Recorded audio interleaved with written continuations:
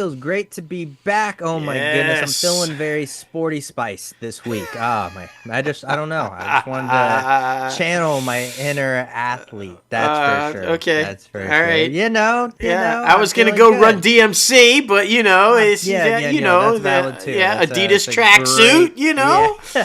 That's just me being old school. Yeah, exactly. Great second place. That's right. Well, somebody who's in first place is the one and only Alessandra Williams. Yes. That's right. She's coming on the show to talk about her latest film, Lissa's Trip. And oh my goodness, guys, this thing is absolutely wild. Could you say out of this universe? I feel like you could. Yeah.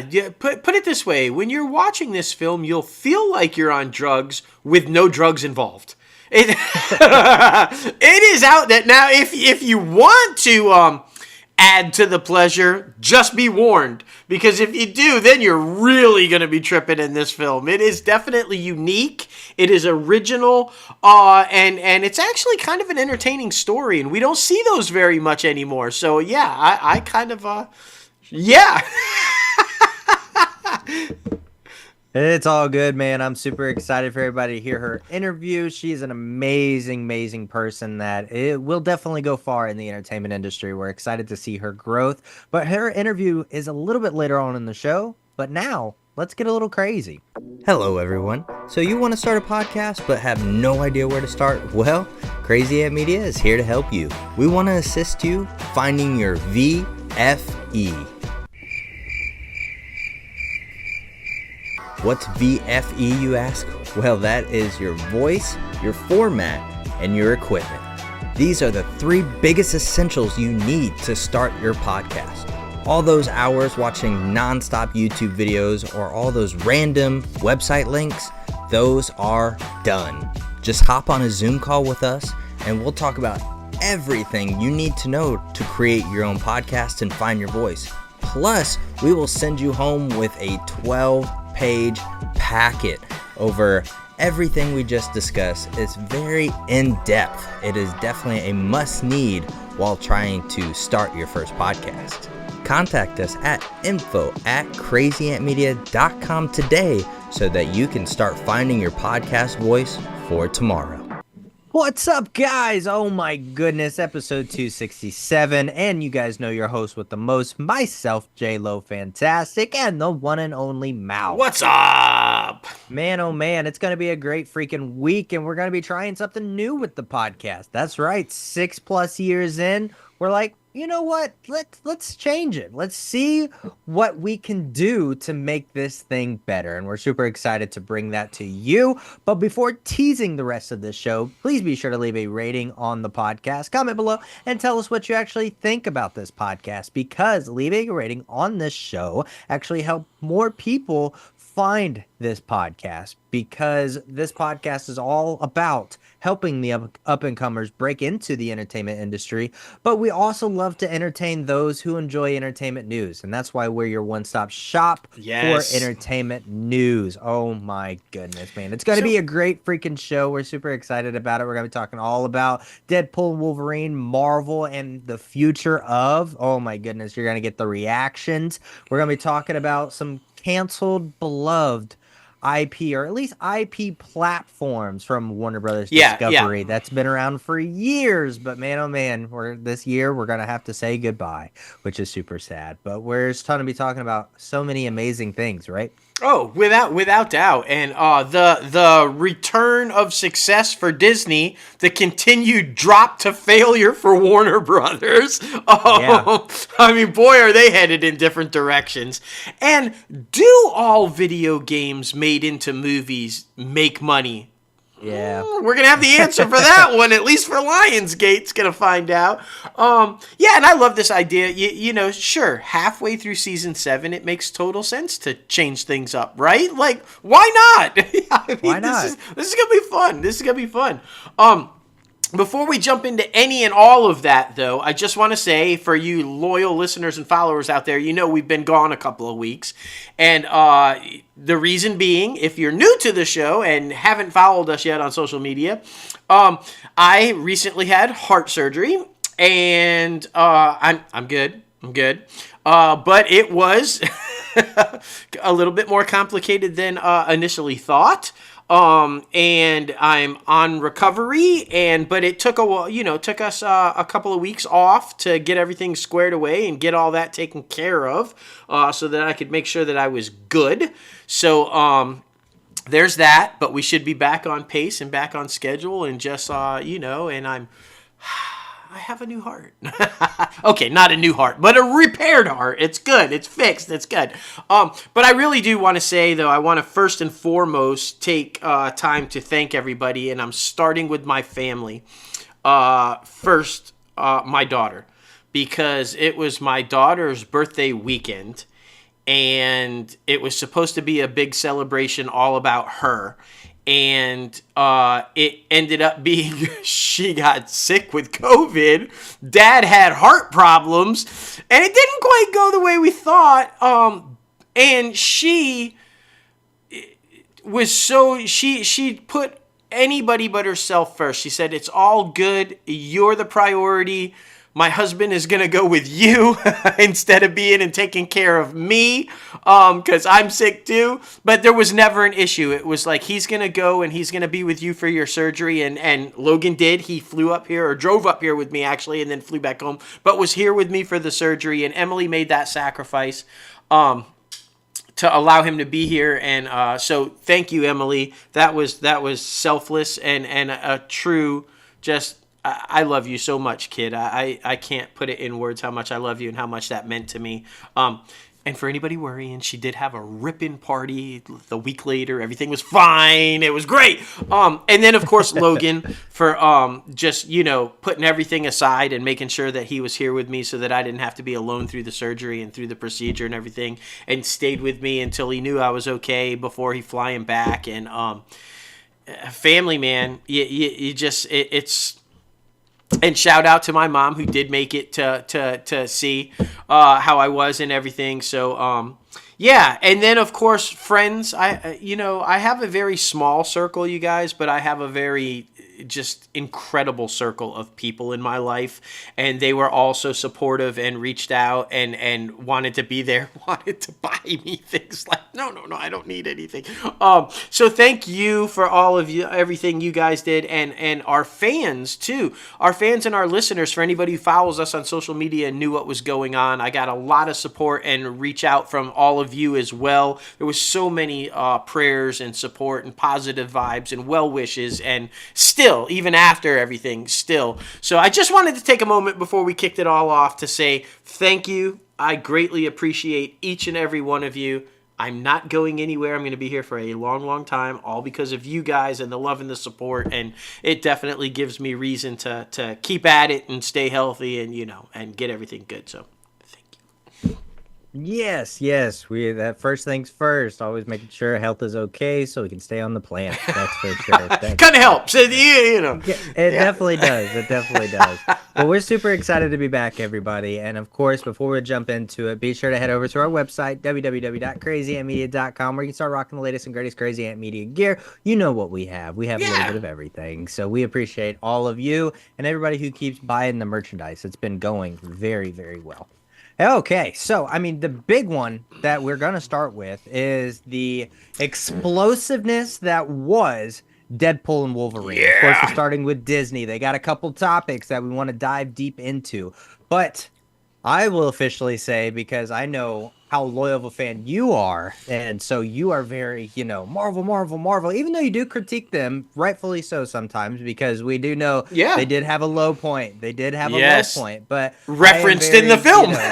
Referenced in the film. Oh, my goodness. But I will finally say I think Marvel is back. I definitely do feel like they put their imprint in on this new decade, this new generation of superhero fans, moviegoers, the theatrical experience. That's for sure, because everybody who went to see this film before or after our showtime, they were either walking out in amazement or waiting in the crowd or waiting outside of the theater with us, talking about how much this anticipation did. And man, oh man, this film is going to cross $1 billion this weekend, which is absolutely amazing. But now what's next? Yeah, I mean, I want to get your thoughts and opinions too, because you've been waiting for a moment in this film for so long, and oh my I feel gosh. like you finally got it. Oh my gosh. Yeah, yeah. Well, before I dive into my thing, I want to reference, because you said Marvel is back. And there's a reason for that. If you guys saw Bob Iger this morning, he made it perfectly clear why Marvel is back when he was talking on Good Morning America. He was doing some interviews and stuff, and he said, when I came back, I made it priority to put storytelling and creativity back at the heart of this company. It had gone away and it was missing, and that's why we got in trouble. And it was my first priority to bring it back. And that is evident with this movie. It was all about the storytelling, taking a chance. It's beyond creative. It's everything that you were hoping for and then infinitely more, this film. And Feige, obviously, a huge part of that as well. You know, Feige was just waiting for Iger to come back, say, please fucking get this guy out of here so we can do shit right. But yes, so the moment, obviously, you know, you guys know I am a huge Wolverine fan. He's my favorite, has been my favorite for decades. And with every movie, it got closer and closer and closer to getting him right on screen. Logan,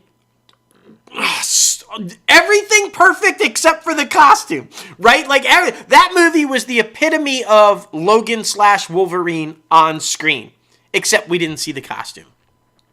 This one, not only do we see the costume, we see the mask. And not only do we finally get the mask, but we get him full on berserker.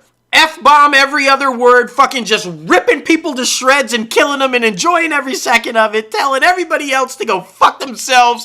It was the most accurate depiction of Wolverine / Logan on screen ever. They finally nailed him 1000%.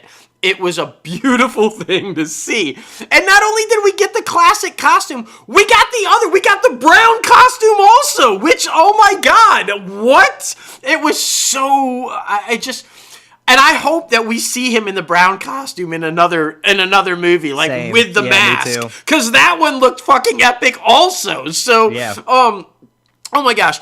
But yeah, so for me, that was like something I was just waiting for. And the payoff could not have been more worth it. It was fucking beautiful. And I know we've talked about this. There's a lot. Guys, this is the most violent Marvel movie ever. I mean, the opening sequence, you lose count of how many people are dying, and dying horrifically and just ghastly, torn apart by Wolverine's dead skeleton. Like what? And then it just goes from there even worse into gutting and cutting people. Wow. But it's also the most funny, and it's also the most heartwarming attack.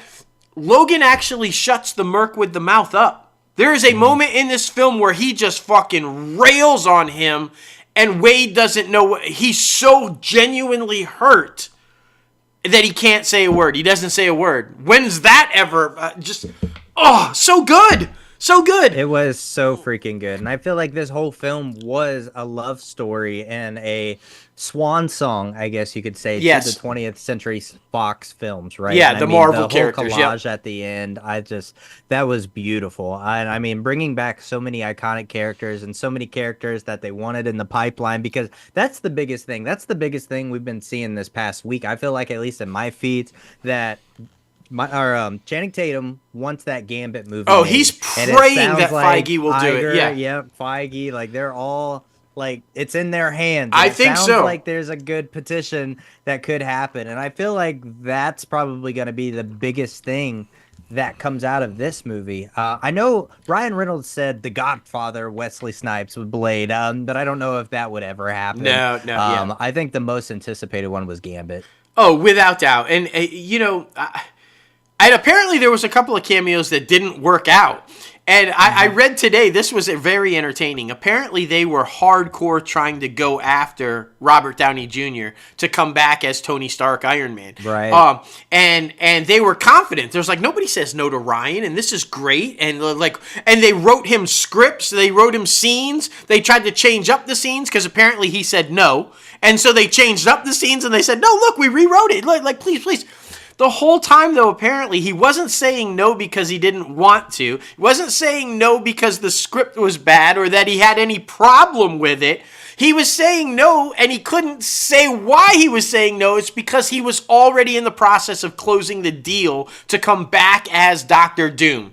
And they didn't want to mess that up in any way, shape, or form. So he had to pass. Yeah. Which is hilarious to me that, that kind of a thing. But you did. You got Gambit, and you got Blade, and you got Elektra, and you got. My favorite, though, obviously, was Daphne coming back as X-23. Oh, yeah.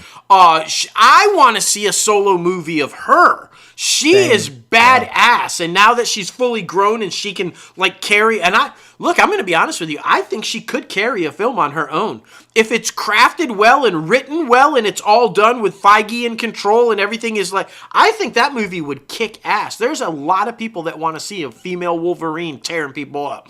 I'm one of them. Yeah. So. And I'm just going to throw this tidbit out there for Feige if he's listening or anybody involved with Marvel. Make Channing's dreams come true and make that movie. And if you really want to ensure some fandom freak out and everything, cast his fiance as Storm. I'm just saying, Zoe Kravitz would be a badass Storm. Right. I'm just saying, if you want people to freak the fuck out, you give them Channing's Gambit and Zoe's Storm. That would be pretty bad, right? I think that film is going to be like a Spider-Man No Way Home situation where they try to keep it under wraps for so long until they finally announce something like that, like the Fantastic Four and stuff that's going on right now.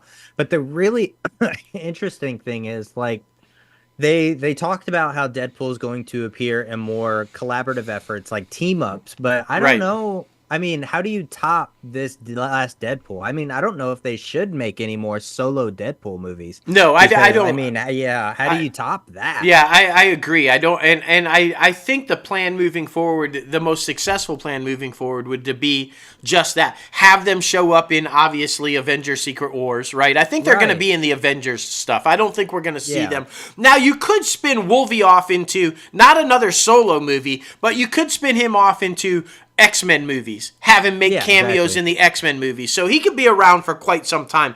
And I feel like they still want Jackman. And look, I know it's getting harder and harder for Jackman to get jacked, but he keeps referencing that. But you know what? As long as the costume's on, you don't really have to be ripped. And with the technology that we have now, you can de-age him a bit. So he can stay the age that he is right now, the way he looked in Deadpool, and just have him stay looking like that for the next 20 years if they wanted to. And he could just voice it. He clearly loves it because they showed the ADR stuff, and he's just, he loves playing the character. And if I think given the opportunity to play the character without necessarily having to do all of the physical, I think he would stay involved. And so I'm hoping for that. But it's not just Deadpool and Wolverine, y'all, okay? So, because we're going to talk about the TV side too. But movies coming, you mentioned it, Fantastic Four, which set leak photo today, Sue's holding the baby. Is that Frankie? Is that Frankie? Because Frankie's the most badass, powerful being in the Marvel Universe. If we're going to introduce Frankie, that's going to be fucking epic. I'm just saying. I'm really excited about this movie. I was hesitant at first with the casting. I'm like, is this going to be okay? It's going to be set in the 60s. How's that? But I've seen Pedro and Vanessa now. That chemistry seems spot on. They just seem like they are very endearing to each other already. I don't know if you guys know, but he suffers from a bit of stage anxiety. And the way she comforted him and took his hand and was like, I got you. That's a Sue Reed thing, right there. I just felt like this is going to be really, really outstanding, I think. And the first little peek that we got of Galactus, and it's actually Galactus and not a fucking giant cloud. Right. I think it's gonna be, I don't know. I'm so fucking excited for this movie. And look, guys, anybody freaking out about it being in the 60s or whatever, it's going to transition. You know that all the universes are going to merge with the Secret Wars storyline. So don't freak out. They're all going to be together in the same universe at some point by the end of this saga. So, but I love it. And you know what, too? I like the fact that they're going with the powder blue suits as opposed to the dark blue. I really like that. I like the powder blue with white, because we don't see that very often. It's always been the darker suits with the black. So that's going to be an interesting little take. I'm excited for that one. Yeah, and then, of course, I mean, the next, the slate that they have coming out right now, the next ones that we're talking about, I mean, it's the Fantastic Four film. It's Captain America, New World Order. Captain America, Brave New World. Yeah, Brave New World. I mean, those are and Thunderbolts. I mean, the least, I feel like if you're looking at them all on a grading scale, the least one that would be like on the lowest of the totem pole would be Thunderbolts. But I mean, people are going to get really excited about that after Captain America Brave New World, because it sets that up into that. So, I mean, that's why we're saying that Marvel is back. All of this looks so good, so just over the top espionage, especially in Captain America. Oh, yeah. Yeah, everything looks great. So the fans just really need to chill out. We've said this so many times. There's those diehard fans who just stick so close to the source material. And, you're not going to get everything right. But, I mean, they get a lot of stuff right. I mean, of course, they got to take some liberties on stuff. But, I mean, it's going to be great. And the liberties that they take, I'm fine with. You have to make it make sense for a three-dimensional world. We're not talking about two-dimension comic book. It's three-dimensional world. So you have to take, like you said, and let's talk TV, right? Because they have clearly righted the ship. You've got Agatha All Along coming, which if you guys have seen any of the previews or footage from that, you can tell that is going to be epic. That is right on. That is a WandaVision get like that good, right? Remember how great WandaVision was as the first Marvel MCU TV show? It was like so good. And so we're back with that. And that's going to lead to the reintroduction of Wanda, obviously, because she is making a comeback. Newsflash, she's not dead. Right. And then the one that Ironheart, we're getting Ironheart, and then obviously the one that everybody's been waiting for, Daredevil Born Again, which that if you saw Echo, they start referencing the Netflix Daredevil series in its own way, but they have now acknowledged, and I think this is again an Iger Feige brainstorming session going, what the fuck are we doing? That show was massive. Crap, all this shit we had, let's start over and go back and make it part of that, which was the most brilliant move they could have done. So they kept whatever they could, but then they just revamped it and made those Netflix shows. So the Defenders, Punisher, Daredevil, Jessica Jones, they are now canon in the MCU, and that is the version of Daredevil that we are getting. And yet they somehow have spun this creatively into its own story and their own versions of the character, even though they're coming from that history, which is incredible. And I think the fans, me personally, every time I see a new photo, and everybody was like freaking out about how red the suit was, and it's the wrong color, it's too bright, blah, blah, blah, they're making it too Marvel-y, whatever. I'm like, no, have you seen the shots now that it's color corrected and it's actually taken from the show? Guys, that's just what there's a whole editing process to get to what they look like on screen. So everybody was freaking out, but I am super excited about the future of Marvel. I think that with Iger, but now the key though for the future of Marvel is to make sure that Bob Iger's successor continues the vision with Feige about quality over quantity and story. Because if we lose that again, then they could be in trouble again, right? So we need to make sure that whoever the successor is at the head of Disney allows that creative freedom that Feige always had underneath Iger. Because that creative freedom was taken away under Chapek. It was like, no, you're going to do what I tell you, and we need this, boom, boom, boom, boom, boom, boom. And it just never worked. So, anyway, but yeah, I agree with you. I just think all in. They are back, baby. They are back. It's good to see, man. It's good to see. And of course, we do know that D23 is happening this weekend. Yes. We do record this show on Friday, and nothing big has dropped yet. So next week's episode will most likely be about our reaction to everything that comes out. Oh, without doubt. Super excited to talk about all of that. But there is other Disney news that we do want to discuss, and one of them being Disney Plus is going to be raising their streaming subscription price again. Yeah. This is the third or fourth time that they've done this since launching. I believe with Hulu by itself is now going to be like $19, and then a Disney Hulu bundle is going to be $20. So like, why wouldn't you just not do that? Yeah.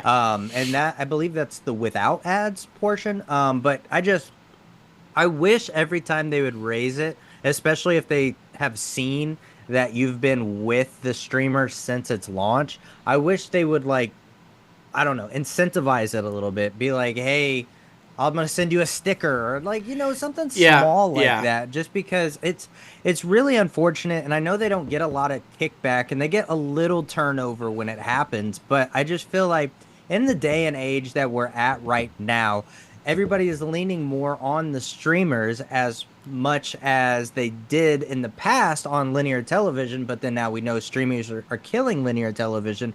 But then all around, we're basically paying around the same price as what we did pay for linear television if you have multiple different streaming services. Right. So I'm just wishing that there would be some sort of little cherry on top of the situation, because, I mean, like, we talk about this, I feel like every couple months, one of these streamers are raising their prices again. Because for example, I remember when Apple first started out, it was like $2.99. Now it's like $7.99. Yeah. Something along those lines. So I wish that they would incentivize the consumer a little bit more, because obviously we know that the executives and the shareholders and the stock market likes when they raise their subscriber base, because obviously that's more revenue they can bring into the company. But then at the same time, you have the people who you need to buy your service or subscribe to your service. So I don't know. I feel like they would at least give you a little something to where it's not just one-sided, to where we have to be like,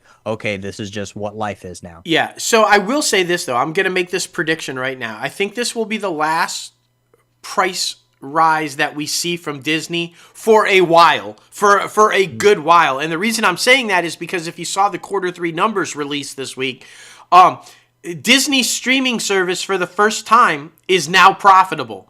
And ahead of schedule from when they thought it would be. Now, let me kind of break that down a little bit, though. That is overall, their streaming service is profitable for the first time.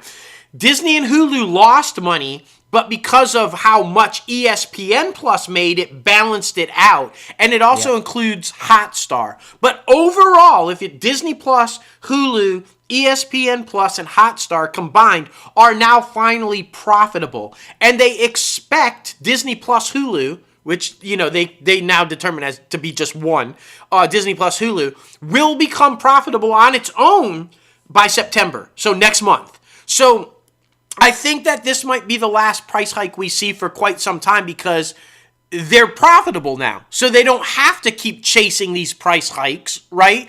And I think to maintain that profitability, they don't want to scare people off, like you said, because they did gain subscribers in this quarter, but minimally. And another reason I think that we're seeing this price hike is because the deadline's up, guys. It's time for Disney to buy Hulu outright. Right? They have full control of it now, but it's time to now pay the piper. And that piper is Comcast.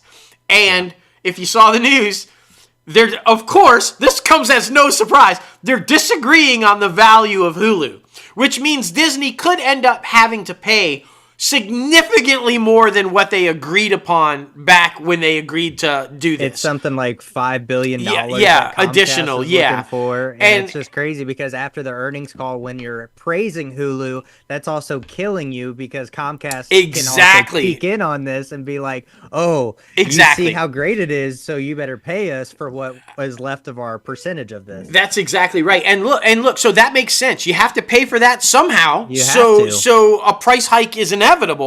But who doesn't love Hulu and Disney together, especially now that they've merged content and you can access either or from either one, which is really great. I love that Hulu you can now access on Disney Plus. So I love that. But I do. I think this might be. We won't see another one for at least a year, I feel like. Overall,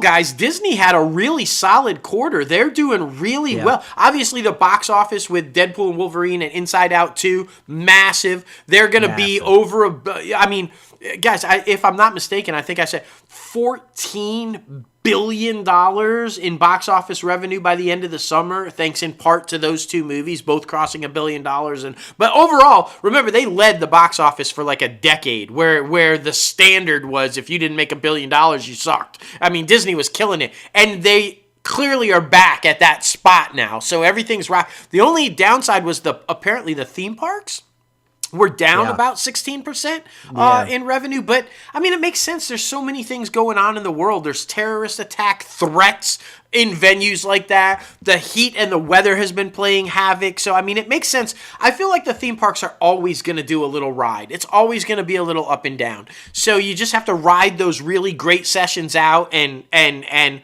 deal with the low sessions. But they'll be okay. I mean, people are always going to want to go to fucking Disney World and Disneyland. That's not so. While it might dip a little bit one quarter, come back up, it's not going anywhere. But overall, Disney's in fantastic shape, and as a shareholder, I'm happy.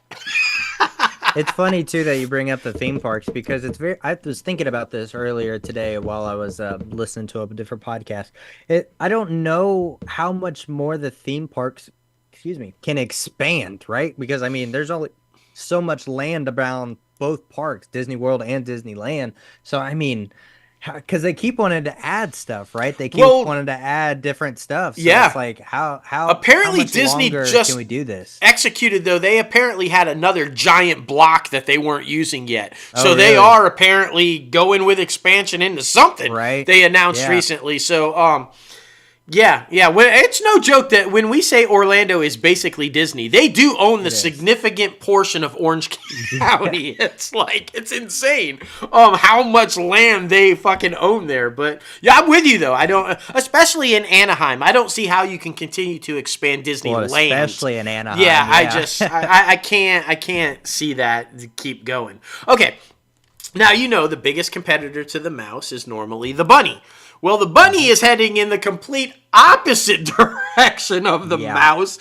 Wow. Okay, they just announced, guys, Warner Brothers Discovery, that they had to take a $9.1 billion write-off in their quarter. And the reason for that write-off, and this makes total sense because Logan was just talking about this with the streaming services, this is a write-off in conjunction with falling revenue from their legacy television stations. If you guys don't know, Warner Brothers, after the studio, obviously they're a movie studio first and forefront way back 100 years ago or whatever, but they got into the cable industry. They own a massive amount of cable companies across the country and linear television stations, and they're dying and the money's not there anymore. And so they had to take this huge write-off because they're losing a shit ton of money on those legacy stations and on those legacy companies. I'm just going to say, I personally think that the only reason Zaslav bought Warner Brothers was to get access to a streamer because he knew he was fucked on all of the other stuff. He knew Discovery wouldn't survive without a streamer. He knew Warner Brothers television stations wouldn't survive without a streamer. And he thought, well, I can buy them because they're in a little bit of financial trouble, so I can buy them, stabilize them, and then keep access for all of us to survive. The problem with that is that he did stabilize them, but he also added to the fucking debt that they're in, which is, did. Horrible. And he's still threatening, and as we're going to talk about it with this next thing, he's still threatening Warner Brothers, the legacy of Warner Brothers Pictures. It's still in doubt. Is he or is he not keeping it? Or is he just going to merge everything into the streamer and then get rid of whatever he doesn't want? And I feel like that, it seems like that's what he's doing, because everything is being thrown into Max, or HBO Max. Now they want us to call it HBO Max again. It's all being thrown into that, and then, so where is that it? Is he just want it to be that? And I don't know, man. I don't know. But I mean, yeah, that's the whole thing, because I mean, from the get-go, we've always assumed that he was just going to basically cut this thing up and serve it into pieces. Yeah. But it's just such a shame, because it is such a legacy studio, and I mean, he's had so much drama this past quarter. The NBA thing not going through, so now he's suing the NBA. Yeah. I mean, shares were as low as $6.73. Yeah, they're only that is crazy. Yeah, they're what? They're currently only at like $7, right? Like, I mean, I looked at yesterday, and I think it was back up into like the nines. But I mean, it's $7.02 right now. $7.02. That is crazy. Like for this legacy company. Now, granted, I mean, Disney, well higher than that, but I believe it's in like what, the high 90s, $90. Yeah, high 90s, yeah.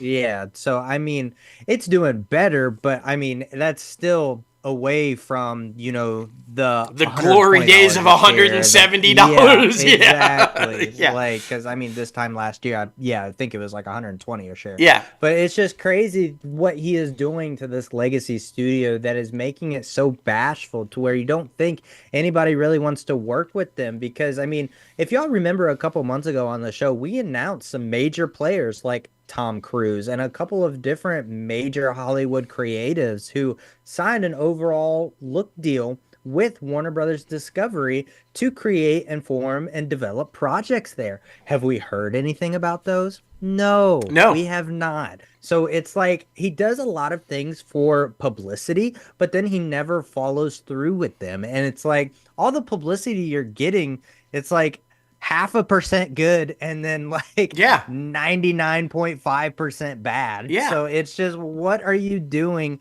with this amazing studio that used to be a juggernaut, that used to be head to head with Disney? I don't understand. And I mean, we saw this past week as well that they are now getting rid of the Boomerang streaming service, which of course is by no means a competitor with any of these other streaming services. But this was a classic streamer that you could stream the old cartoons network. My cartoons. Yeah. And like there was so many other ones on there that were from my generation too. It didn't have to be strictly Boomerang. There were stuff scattered there from literally all generations. Right. Some of it's going to end up on Max, but some of it is just not going to go anywhere. Hopefully they license it out to other streamers to where you still can find those cult classic cartoons. But sadly, I believe some of them are going to go to the wayside to where you're not going to be able to find them. And then just like we also saw that they are shutting down the Cartoon Network website.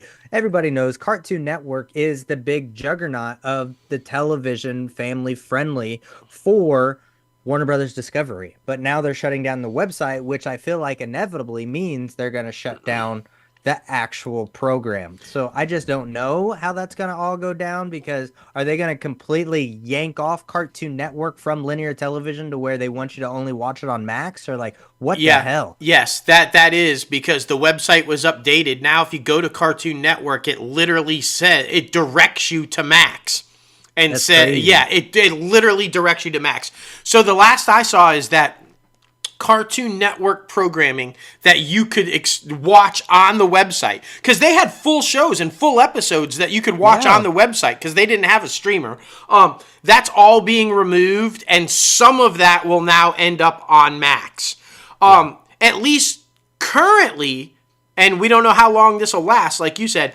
All of Boomerang's content is apparently being folded into Max. So, but how long will that be? I feel like feel like you're right. They're gonna weed through a bunch of that, and we're probably gonna end up losing a ton of that content. So between Yeah, this was problematic for me because, like I said, you're right in the fact that, especially Cartoon Network, they had a lot of newer kind of, content and stuff. Yeah. But for me and people my age, Boomerang was the only place that we could find the cartoons that we grew up on, right? Blue Falcon and Dynamite and all the Hanna-Barbera cartoons, Yogi Bear and Hong Kong Phooey and Super Friends, and like anything that if you grew up in the 70s and 80s was on Boomerang. And if that goes away, what the fuck, man? Because it's bad enough you can't wake up on a Saturday morning. And yes, I'm 54 years old, and I still want to wake up on Saturday with a bowl of fucking bad cereal for me and watch cartoons, okay? I still want to do that. I'm still a kid on Saturdays, and you can't anymore. So the only place that you could is to go to Boomerang or a Cartoon Network to be able to do that. And the idea that these are going away sucks. It sucks. Oh, so please don't take Super Friends away. Please don't take Blue Falcon and Dynamite, the Laugh Olympics, all of that stuff. Like, what are we thinking? God damn it, Zaslav. I'm really worried about Warner Brothers Discovery. I just wish that somebody would come in and do, like, something to save that company and get that man out of there, because I just feel like it's horribly going in the wrong direction. And I think as long as he's at the helm, it's going to continue to go in the... And here's the thing, guys.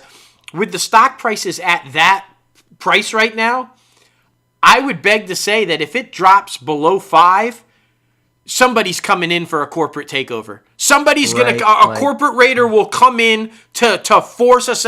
Where's Peltz? I was just about to say that. Where's Peltz? You couldn't get Disney, motherfucker, but maybe you could get Warner Brothers. Go get him. Fuck. I mean, he says he wanted to save the studio. Well, save Warner Brothers, Peltz. Fucking save Warner Brothers then. Stay out of our business, but go get Warner Brothers. So, but all kidding aside, though, anytime any major company drops stock that low, somebody's going to buy that shit up and sell it off. So whether Zaslav does it himself or somebody else comes in to either save it and or chop it up and get rid of it all, it's in danger of happening with shares that low. So something has to be done. And, quickly, just in comparison, because you brought up the comparisons up, I mean, Paramount's sitting at $10 something also. So, like, all these legacy studios are like, way lower than they have ever been. But I think we're going to see a nice resurgence from Paramount once that whole deal is done. Because, and I know there was a new offer put up on the table, but apparently Sherry wanted no part of that. I think she's following through with the Sky Day. Yeah, you heard about that for one day and then that just went away. So I think she basically told them to go fuck off. That she's going to finish with Skydance. My point being, though, is these legacy studios are all in such danger right now, and we need to see a lot of love happen to get these things straight. So, woo! I don't know, man. I don't know. Just stay tuned. Exactly, man. That's all we can do, because I feel like, it's the entertainment industry right now is a roller coaster. Oh. So to be able to stay on top of it is kind of crazy. That's one way to say it. Yeah, you mentioned Paramount, and I think because they're about to make a whole bunch of layoffs and things like that, I just want to briefly touch on that. And I feel like that's just to sweeten the pot for Skydance, to just make sure it's fine with the DOJ and just like, boop, here you go. But I don't think it's anything more than that. I mean, we see this all the time when companies merge or when companies get taken over. Yeah, it's a necessary evil. Yeah. Yeah, because you duplicate positions, so you got to figure out a way to cut the tree a little bit, cut off the limb, so it's kind of crazy. But so we're going to jump over to Sony, because they finally released the trailer for SNL 1975. And oh my goodness, man, this thing is, I feel like, nonstop chaos, go, go, go, go. And I mean, from what we've had the conversation about, from what we've heard from different sources, what we've learned about over the years, because we're big SNL fans as well, that's how it was. That's how it was for Lorne Michaels, just to try to get this thing on the air. But I love the first initial trailer. It got me excited. Oh, and shit, man. I love the date as well. Definitely in time for Oscar season. So I'm hoping it gets nominated. That's for sure. Well, there's so many brilliant things about this, and you know, our podcast producer Jason made a good point too. He's like, it's too bad it's not a series because the behind the scenes drama at SNL is far more entertaining than even the show is. Because for the whole 50 years that it's been on, 50 plus years it's been on, there's been a lot of shit going on behind the scenes of that show. Yeah, man. So it's too bad. Will we see sequels after this? I don't know. But here's the brilliant part about it. This does have some stacked names. Don't get me wrong. It's got some big names in it. You know, J.K. Simmons and Willem Dafoe and stuff. But if you look at it, the key players, the guys playing, you know, Dan Aykroyd and Chevy Chase and Gilda Radner and your original cast, you know them, but they're not household names type people, which I think is brilliant by Reitman because that was the whole point of SNL. These were nobodies that were thrust into the spotlight and became world famous basically overnight because of and so the idea to make a film and use lesser known and in some cases with some of these people, no name people in those roles is fucking brilliant because when you're trying to tell the story of a bunch of 5 or 6 unknown people that pulled this off, you want to focus on the story. You don't want to focus on such and such as Dan Aykroyd or such and such as, you know. So I think it's a brilliant move by Reitman to do it. And I mean, come on, Reitman's got history with SNL, with his dad and like all the kind of, so he knows. He's friends with all these people. And one thing that got me really excited is they are clearly not going to shy away from the controversy of Chevy Chase. Like towards the end listen, he was not a part of the I'm a team player. He thought this show, he was the fucking star, and all these other nobodies were just his bitches. And he treated them that way, apparently, earlier. There's a reason he exited pretty quick after the first couple seasons. It was like, no, I'm a fucking big star. I'm not wasting my time with all these nobodies. And they are clearly not shying away from that controversy, which I'm super excited about. And, or the raunchiness. Guys, in 1975, it was all about fucking sex, drugs, and rock and roll. And SNL was, well, hardcore, into it all. So, and they're clearly going there, too. So, you know, when you see Gilda, like, pretending to fuck Aykroyd, like, I'm like, what the fuck? It's so good, though. And I love this guy, and I don't know who it is. I hate that I don't know who. That's playing Lorne Michaels. Gabriel LaBelle. Yeah, I just you can tell right away that's gonna be. He played Spielberg in The Fabelmans too. Yes, exactly. So you kind of know him, but you kind of don't, kind of a thing. And I think that's gonna be. I am super excited about this film. I really am. I think that this is what we needed, right? Like Agreed. This is an original. We say it all the time, like, you know, the studios rely on their IP, which, by the way, Sony does not own SNL. They got kind of tricked into this, like, let's make a movie about a property you don't even own. But we talk so much about IP, studios relying on their IP because it's profitable. They know it will make money because it's got a built-in audience, blah, blah, blah, blah, blah. While this is about an existing IP, this is completely original in... It's basically the origin story of Saturday Night Live and Lorne Michaels, for sure. Which is fantastic because a lot of people have. You're a huge fan, so you know the hit. But a lot of people your age and younger don't have a fucking clue about the history of SNL. Yeah. They're just familiar with what they see now, you know. But you get through all of the people that were on that show. That, you know, not just the original not ready for primetime players, but then you start to leak up into the 80s and you got Julia Louis-Dreyfus and Eddie Murphy and like all these people that, Conan O'Brien, all these people that you now are like cemented in, you know their names by heart, all came up through that show via either performer and or writers on that show. And so yeah, I think I'm so excited about this movie. I really am. I am too, because I feel like it's that, like you talked about, it's that original story that people already have an idea about. Yeah. And so I think that's what it's going to mesh really well together, so that, like, because there's people who've been watching Saturday Night Live since it came on the air so many years ago, and they're still watching it now. So to be able to, like, see where it started, and yeah, I mean, the potential for sequels, I feel like, is endless, because without there's so doubt. many different cast members, there's so many different iconic skits that went through the whole process, and so many different iconic guest hosts. Like, I feel like the possibilities are endless for this one, but I wouldn't be surprised if they just stayed with a solo one. Yeah, Just yeah. because they wouldn't want to go further in and make it like a franchise that we're overflown with the, industry right now.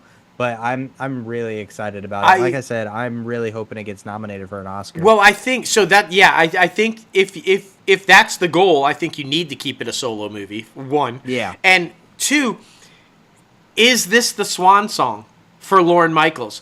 Is this the most brilliant timing ever? Because there's long been rumors that this would be it. The big 50th season would be the final one for him, and he would finally make the exit from the show that he created, right? What a way to fucking go out. Launch season 50, have this film come out about how it all started, fucking take the Oscar glory, and then exit stage right. It would be fucking epic. There could not be a better way for Lorne Michaels to say, thank you, game over, right? Like, I think, oh my gosh. And who Sony needs to be fucking on it, marketing the Oscar campaign for this bad boy from start to finish. And fucking NBC Universal / Comcast should join in, even though it's not even their fucking shit. They should be, because they're gonna benefit. People who see this movie are you're gonna see an uptick in viewership of SNL. There's no doubt about it. Yeah, that should be a co-marketing, make the biggest push ever for it, and okay, that's if I'm not mistaken, you can go back and watch old SNL episodes on Peacock. So you can. It makes total sense. It's not the only thing out of Sony, though. Did you know there's a box office battle going on right now, and it's between husband and wife, because Sony released It Ends With Us, and apparently it's doing really well. Well enough to be competing for number one with Deadpool and Wolverine. So either way, the Ryan Reynolds, Blake Lively family is going to do okay. They're going to finish at number one on the box office. But it's interesting, though, that type of movie would compete with. They're very completely opposite types of movies. Obviously, yeah. So to be able to compete. Now, to be fair, it is week 3 for Deadpool and Wolverine, and practically everybody on the face of the planet has seen it already.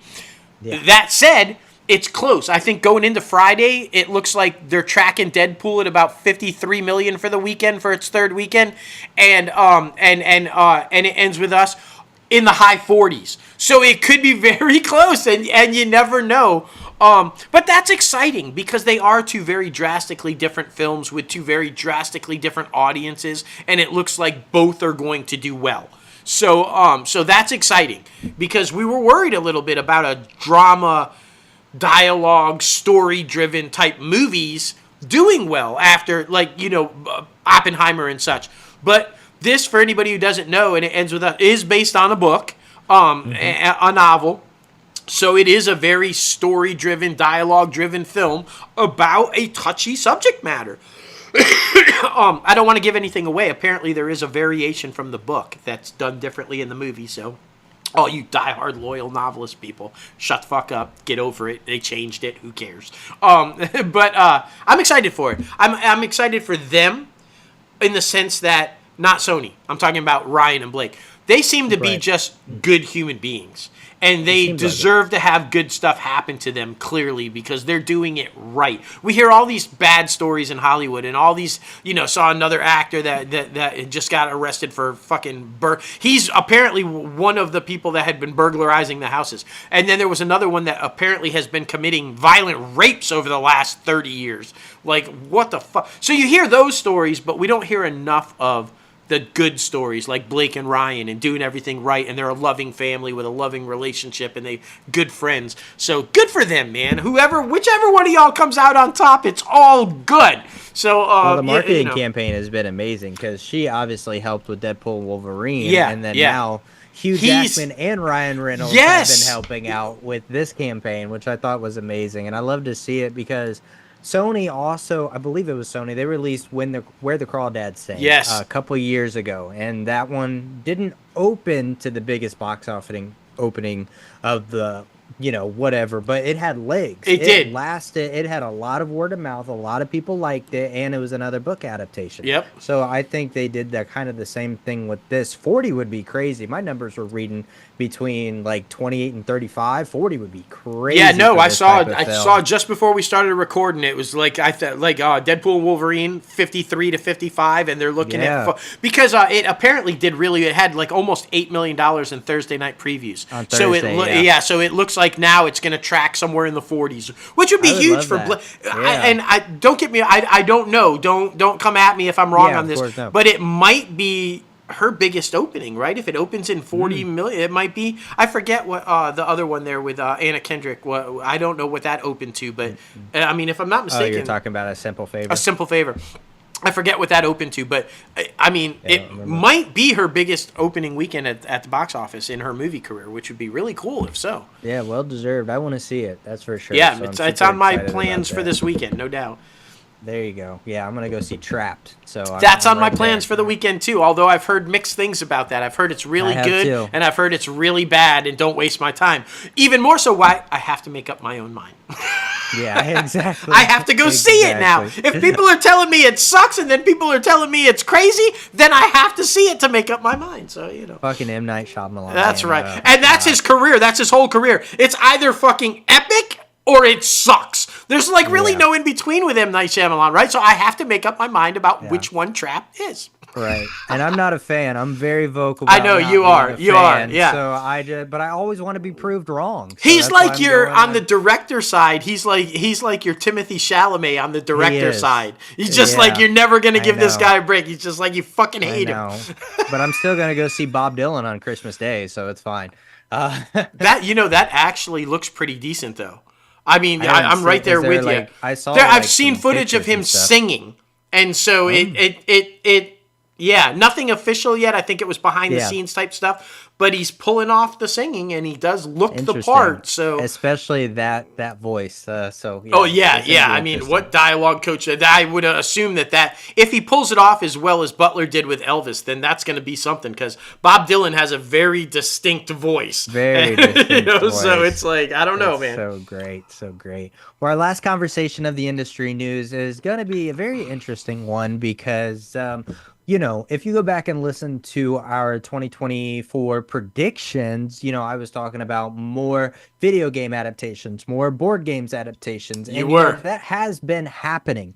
And this film has been in the works for about 4 years now over at Lionsgate, and it's finally opening this weekend.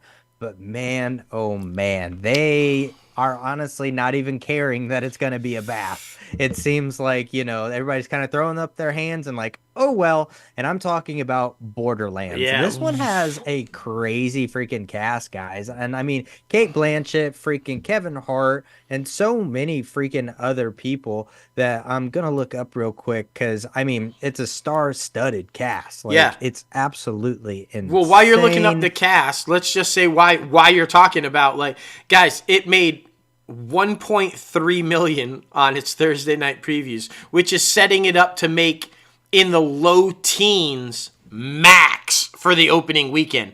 Now, Yeah. the budget on this thing, let's just say, was a wee bit higher than that. Yeah. So The stars alone. The yeah, stars alone. it would basically have to make $500 million to break even. And if you're going to open the weekend box office with in the low teens, you are never achieving. No. Jamie Lee Curtis, Edgar Ramirez, Yeah, Jack just- Black, like freaking so many freaking people, man. Like, they said that it roughly cost around 120 to 150 million Yeah, to make. yeah. I'm assuming a lot of that has to be because of the cast. Yeah. But because of prior engagements, they had to go back and do a lot of reshoots. They did. To the point to where, like, the director, freaking Eli Roth, was like, guys, I have to go do other things. So he went and made that Thanksgiving horror movie Yeah, with Patrick yeah. Dempsey. And freaking, so this film kind of just fell to the wayside because of scheduling conflicts and reshoots, enough to where, like, Lionsgate's like, okay, we have it, we have to put it out, but they're not expecting it to be anything. Like the marketing campaign has been god awful. I haven't really seen anything about it. I haven't even seen a damn trailer No, for no, this freaking no. film, which is sad because this is a cult classic video game that a lot of people love. I believe they have like three different um versions of the game, like Borderlands 1, 2, and Yeah, 3 in the yeah. franchise, and like it's gonna be so freaking bad. Nobody's gonna go see this thing, nobody's gonna talk about it, but it's just a shame because like I said, you have Kevin Hart and Jack Black. That's your Jumanji team up right there, Yeah. which those films do really well. And Kate Blanchett, she's a megastar, wins every award possible. So yeah, it's an unfortunate thing, but I mean that's Hollywood, man. Well, Scheduling conflicts and reshoots will kill and you. and the reality of the situation is that Lionsgate does not have a major streamer to plop this thing on and hope to It's recoup true. any money. Yeah. So it's not like, well, it bombed at the box office, but we'll make all of our money back on streaming. No, you won't. No. So yeah, this is bad. They're gonna have to make like 800 John Wick movies to make up for this one. It's like they're gonna Yeah. be in trouble. Maybe they can license it to Peacock or something, because they Maybe. do the John Wick stuff with. Maybe they can work out some sort of like, please take this on your streamer and just give us a cut so we can make Right. something off of this thing. Because yeah, man, it's gonna be bad. For sure. That's for sure. Well, now it is time for our guest segment, man. Oh my goodness. We have been waiting for Miss Williams, all industry news, to be able to talk to her about all of the craziness. I think it got a little cold in here. So while we're doing the interview, I'm gonna grow a beard and look a little different for at least the interview part. And then but in between I'll shave again and it'll be great. Sure, But yeah, man, sure. I mean, I really enjoyed this conversation. Going back and listening while I was cutting to sound bites, she was saying a lot of very intelligent She things, is, and yeah. I was very happy with the conversation because she is the definition of someone who, is a go-getter, no matter what the concept is, no matter how experimental this is, because this film is very Oh, experimental when without it comes doubt. to the filmmaking aspect. So you indie filmmakers out there are gonna love this conversation. But yeah, it's gonna be so good. I'm so excited for everybody to hear it. Yeah, this guy did it with absolutely no crew. Yeah. What? Like no crew and an iPhone as the camera. They were wearing mics in their pockets and they were recording it on their own phones. Yeah. I'm like, what? The other thing I like about this, and I think all of the listeners are going to really enjoy, and then we'll jump into this bad boy, is that she's not afraid to say what she thinks. It's When true. you're working in this industry, a lot of people are very timid about saying what they think about the industry in fear of not getting work. But she has some opinions, and she is not afraid to say them and does in this interview. So I really like that. I respect the hell out of that. It's like, yeah, I'm trying to make a living in this industry, but I'm not going to sugarcoat what I think about the industry. So good for her for that, man. Yeah, completely agree. Completely agree. Well, here is Alessandra Williams. Alessandra Williams, welcome inside the Crazy Ant Farm. How are you? Hi, good. How are you? Oh, we are living the dream as always, living the dream, and we are super excited to talk to you because we have watched the film and wow. As filmmakers ourselves, I have to say we were really impressed with, from the filmmaking aspect, how original this was and how the unique techniques that they used that went into this film and just everything behind the scenes of how this thing came together. So can't wait to talk to you about it and get your thoughts on it and how you got involved with it and everything. We'll just to tease a little bit before we get there. It's aptly named. Yeah, it's like exactly what it is. That's exactly what it is. Exactly. But Yeah. what we like to do just to kind of start off, though, for our listeners and people that may not be familiar with you, is just kind of dive in and talk about how you kind of got started in the industry. Was it something that you knew you Okay. always kind of wanted to do, or did you kind of fall into it, or what? Yeah, when I was a kid, about 8 years old, I saw the first movie in the theater, my first film with my grandmother, and I was so blown away by it. And she told me, "Oh, you can do that. You can be an actor." And she sort of put this seed in my mind when I'm like a little girl.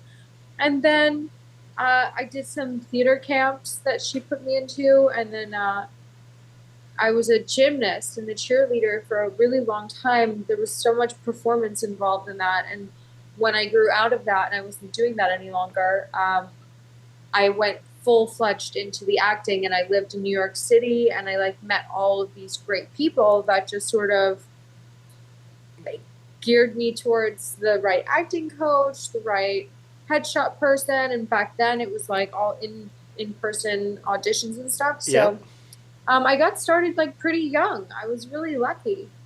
And I didn't really know what the struggle was with acting because I came from that cheerleading and gymnastics background, and all my first jobs were all for those kind of roles. So I was like, and I just happened to be that way, that I auditioned for all these cheerleader gymnast roles, and I got all of them. They were all like my first 3 auditions ever. Nice. So that started me with a lot of confidence, I think. I was like, this is just what I do. This is so for me. Yeah. It didn't feel like any challenge. And then, of course, after a lifetime of it, there's definitely so many ups and downs. But yeah, I've been going at it for a long time. I'm still like, I'm waiting for that big leading role. I always am the supporting character, which I really like playing supporting parts too. Sure.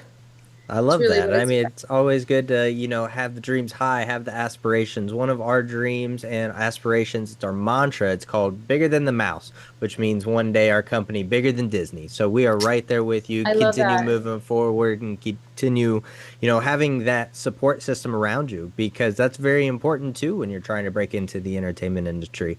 This podcast is for up-and-comers trying to break into it. So we always like to give a little tidbits and advices to all of those people who are trying to navigate their own path and their own journey, and might find some tips and helpful utilities through your conversation and this conversation that we're having right now. So talk about, your support system going through the process, because it sounds like you had a lot of success in the very beginning, but when there's those pitfalls, when there's those auditions that you don't get, how do you lean on your support system for them to help you get through to the next audition? Yeah, I would say that when you studying in any class setting for acting and community building, that's really the best place to meet your people, because over time you become very close and you're very vulnerable, and they're all doing the same thing you're doing. So you all rub off on each other a little bit, and like you get some experience from each other. And so I think that's one great way to sort of go into it with the open mind of like seeing what everyone is doing, and don't be afraid to ask for help and direction. Right. Because direction is important. Making mistakes is easy. So just ask. It doesn't hurt. So there's that. And then also, like, if you don't look at an audition like, oh, I didn't get that part, I mean, there's so many reasons why you wouldn't possibly get the part. That's right. And it's such an unfair thing that they never really talk to you about it. Like, we don't get feedback really often. I mean, very, very rarely. And so that definitely can make you feel like, oh, am I just spinning my wheels? But I think as long as you're continuing to grow in your work, like going to the classes, and continue to do the scene work and break stuff down and like find it in your body more, it's going to reflect in your auditions, and you don't like have to get ready to audition. You're like, it's just what you do every day. It's just another day. So when you bring that aspect to it, I think that it takes the weight away. I'm glad that you brought up the aspect of you don't always get the feedback, and sadly you don't always get the call to tell you didn't get it. You're just left hanging, and you just you don't know until you hear somebody else got the role. And so I'm glad that you brought that up, because I think anybody that's been on that side of it has a better understanding when they get to the other side how to treat people, right? I know we go out of our way, even when we're casting for our projects. Even if I have to email 150, 200 people, I email each and every one of them to say, hey, you didn't get it, but we loved what you did, and we're going to keep this for this. And, because I hate being left hanging and not knowing. And we do give, if we really enjoyed the performance, but it wasn't just what we needed at that point, I do give that feedback. I say, hey, you nailed this. You were great at this. You were great at that. And, this, we just decided to go in a different direction. Because I've been on the other side too, and Logan has too. We've done the acting part of it also. And so we've been in that position where, was I good? Was I not good? What happened? What's going on? So I'm glad you brought that up because, there's a lot of parts of this industry that you're not taught. That people do, the business side of it, the process of the casting and how that, you're basically just thrown in there and you have to kind of learn it on your own. Even when you go to film school, they don't teach you that stuff. It's just kind of, so that's what we're here for. Yeah, these interviews, totally. Right? To put it out there and go, hey guys. I'm so glad you guys. By the way, I didn't mean to cut you off there, but I'm curious. What was the movie that you saw at 8 years old that you were like, this is it? This is what I want to do? The Titanic. Titanic. Oh, okay. All right. I'm a wee bit older than you, but I was the same way. I also was 8 years old. Mine was Superman, the first Superman movie. Oh, and the tagline was, "You'll believe a man can fly." And I did. I was 8 years old, and I'm like, that's what I want to do. I want to make people fly. I want to make magic like that. And from that moment, I knew. Same thing. So you're a little bit further along Titanic, but it's okay. I saw the character of Rose in those beautiful dresses and like having these people all look at her like she's like this thing, and I just was so in awe and of their relationship, and I was like, oh my god, like I want to live in that time, in that era, and how do I do that? Yeah. And yeah, it started there. Fantastic. Too. Yeah, we have a lot in common. When is your birthday? 4/14/70. So. Yeah. Oh my god, 4/14/70. So you're Aries. Yes, that is correct. That is correct. Got to go deep into it. Oh yeah, no, got to dive into the astrology. Sun, all the things. That's so funny. I know I live in New York, but I speak LA. Oh yeah, right. Exactly. It's so prevalent. I mean, it's everywhere now. So you're right. You're right. That's so funny. That's so funny. Well, with the state of the industry that we're in, things are ever evolving, and this film was very forward thinking as far as technology and different things like that. And I don't know how privy you are, how much you keep up to date with like the mergers and buyouts of big companies and things like that, because Skydance just recently is getting close to signing the deal over and buying out Paramount to where they'll have the controlling ownership and all of that good stuff. And there's all of these things happening in the industry right now where they're heavily relying on sequels, reboots, established IP. And as someone who is going out for all of these different parts, how do you see these things? Do you think it's a good thing to keep going back to established movies that were already like cult classics, or would you like to see more story-driven films? What's your thought process on that? Well, I have a very just like my own feelings behind it that just reflects what I like and my taste. But I really like I like true life stories. Yeah. I like original stories, like written comedies, dramas, thrillers, anything that has like grit and mind behind it. The remakes for me are always a little disappointing because there's this magic that you had when you watched the first one that like is kind of stripped away. Yeah. Like Wonka, for example, was such a great movie. The ones that I remember seeing as a kid, to me, was like everything.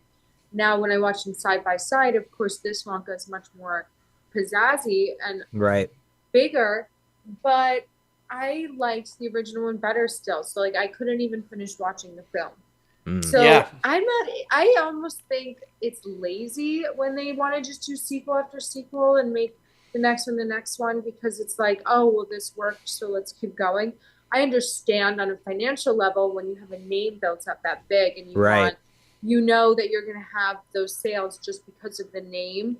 It's like hard not to fall into that, to do that. So I feel like for your company, if I was the CEO of the company, I would say we're going to have two departments, our independent film department and our like studio film department. Yes. Right. And we would do like the bigger budgeted, like Pixar-y or whatever reboots, Mary Poppins. And then the other one, we would like bring in like the cool filmmakers from around the world, like, and their gritty stories. And like, I get into stories a lot. See, I like seeing new filmmakers. Yeah. Yes. Yeah, and we love that because under the same philosophy, we think the same way. Those tentpole movies allow you to make those movies that you know probably won't make any money, but they're going to be great films, right? And that's what the purpose of those tentpole movies are, in my opinion, is to allow you to showcase filmmakers and talent and art that's out there. And okay, so let's dive into it. Alyssa's Trip, because this is just that. This is a story-driven film with no script, which is even more just kind of like I thought was very interesting. It's a story-driven film with no script, I know. and no crew. So it was very innovative. It was like, the brilliant mind behind it was like, hey, there's all this change in technology, and we're seeing, you don't need this and you don't need that, and there's AI built into this and there's AI built into that. What if we just play? What if we just see what we can do? And that's basically what happened with you guys. And this whole film, for anybody who isn't familiar with it, was shot with no crew. It's him and you guys. And all of the effects, other than, I think, one green screen thing at the end when she's flying or whatever, but it's all AI kind of generated in post-production. Wow. Talk about the process of, first of all, getting onto a film like that, and what were your initial thoughts when he was explaining it to you? Were you like, wait, what? Or were you just totally excited to dive into something like that? Well, it's interesting because my friend who's plays the lead actress, Sophia, she asked me to play the part with her. Nice. It was her and the director's like story creation. They created the whole thing. And so essentially I just jumped right in because it's my friend, and Jeffrey was lovely and all the people that they were getting were lovely. And then I helped them with some locations. Like I had some people around that had different homes and places we could go to shoot. And so I helped in that way too. Nice. Like everyone was kind of all hands on deck who was there. But there was really barely anybody there. And we were also doing our own sound, which I found to be very interesting because there was a lot of ADR we had to do. But if you can do ADR well, so what? I mean, it's a bigger job if you don't get the sound on the day, but whatever. Right. Like a lot of it, because we had our phones with a lav, and we were like all going, okay, click together, and then starting the scenes. And then we would like all come out and click. So we were all taking our own sound. Wow. Yeah, I thought that was really interesting. Some of it actually worked, and some of it we needed to redo, but it was good source material. And so like everything was sort of gritty like that. And I think what was fun about that is that it was almost easier to shoot a lot because we don't have so many people that are organizing stuff and moving around. Like somebody like to help me with your batteries and like holding some stuff, but like otherwise it was fast. Like we were like going and moving, and we were improvising. We would do rehearsals like theater and improvise and like get into it. And like while we're working, the director would be like walking around with his camera, seeing like what he wants. And then we would shoot it and then move on. And it was great. Just like, yeah, he was, and I was not sure what it was going to be in the end. Well, I was like, okay, let's see what he does with it. What did you think of the final product? Like, cause wow. Oh my God, I thought it was so beautiful. And I think my favorite, there's so many things I love in this film, but one of my favorite parts is when she's coming out of the trip a bit and still lingering. Yeah. That conversation she has with the bird, and she sort of comes back. I just think that energy felt so real after everything she had experienced. And so I really liked that part a lot. Nice. Yeah. Oh, for sure, for sure. And it seems Yeah. like such a freeing experience because it seems like from what I understand, he basically gave you a concept of the scene and just basically said go, right? And I mean to be able to try to put together different things and be able to stretch that creative muscle, that is freeing for an actor because I mean, that's basically all we do in class every single day, trying to put the scenes together to where like something genuine and authentic comes out of it. So I can only imagine like the amount of just fun. I feel like this film set was just a whole bunch of fun, right? Yeah, it was so fun. And you said it, like it's just freeing. Mm-hmm. Yeah. Running around and being able to say what you feel in the moment, Mm. not have to make sure you're saying the line. Um, but staying on topic, like, I mean, I love improv. I think it's such a great Right. exercise in general to just like understand your drive and your Mm-hmm. focus. Right, right. Well, Yeah. so we should tell everybody the trip is exactly what it sounds like. It's an acid trip, LSD, and she's like she accidentally takes too much, and she didn't realize she was taking it at all, and and so she goes on, and she has an audition, and she's got to try to get to this audition in Burbank while she's tripping out, and I thought it was hilarious though. You play the best friend, and I like too how there's kind of a backstory, but they don't really go into the backstory, but it's very evident that maybe her and mom, because mom's the manager, there was just a point where she couldn't take it anymore and she has to move in with the best friend because mom's driving her crazy. They never really go into it, but it's evident what happened, right? Mom's Yes. relying on her for a livelihood, and Yes. she's not getting the gigs, and she's like in this pressure cooker kind of a situation. I thought that was really well done. They never really address it, but it's evident with the scenes, the way they play out, what's going on there. Yeah. But I will say your scene when because you play the best friend, when you realize that she's taken it and how much she's taken, when you're trying to explain to her what's going to happen to her is hilarious to me. Yeah, I mean, when you're referencing like, oh my God, no, this is gonna happen, then this is gonna happen, and then you can't do that, you can't go there. I thought it was hysterical. Because I feel like that's what a best friend would do. It's like I can't let you leave the house. You don't understand what's about to happen. But then you Yeah, like, also this is found the gonna go humor in it, crazy. right? When she does go into the Yeah. bathroom, you're literally laughing like, oh my God, she took something. She's gonna be in so trouble. Yeah. So to find the humor in the situation was also really funny. Oh, thank you. Yeah. Yeah, it would. I couldn't even imagine what that would be like to have an audition and have that happen. Like that would just be like the worst day ever. Oh, and I wouldn't go. yeah, to- yeah, I and the wouldn't either. I would be like calling in sick, begging to do it tomorrow. yeah, yeah, Right. and for her to get there and the audition be what the audition was, I even know. more hysterical when you're tripping. So it's like, what is going on right there? I Like, know. so good. That audition scene was one that I helped with. Also, I did the casting on those actors. Oh, So nice, Obviously, the nice. director picked them, but I suggested them. Nice, yeah, They they were did great. really They were well. hilarious. Great. It's like, yeah. The director and the casting director. That's so That's so good. fun. Well, it seems like you Yeah. have a lot of passion and a lot of interest in behind the scenes work. So, I mean, do you see yourself doing more behind the scenes work, like writing, directing, producing more? Yeah, so I do that. I've been making some films since 2016 and putting Mhm. them out there. I've written and directed 3 Nice. that are finished. And then I'm on my 4th one right now. I'm literally editing all day today, which is why I'm kind of look a little messy. Oh no, you look I've been, great. like, You look sitting here great. just working for hours just It's all now, good. and I'm like, oh my God, I have this call right now. I have to do it now. It is what it is. So, If this is but, looking bad, I think you're doing all right. You're okay. Oh, thank you, thank you. Uh, And yeah, so I'm working on this. So I was so inspired by what we did with Liz's trip that Right. that it was like all by himself how he did it.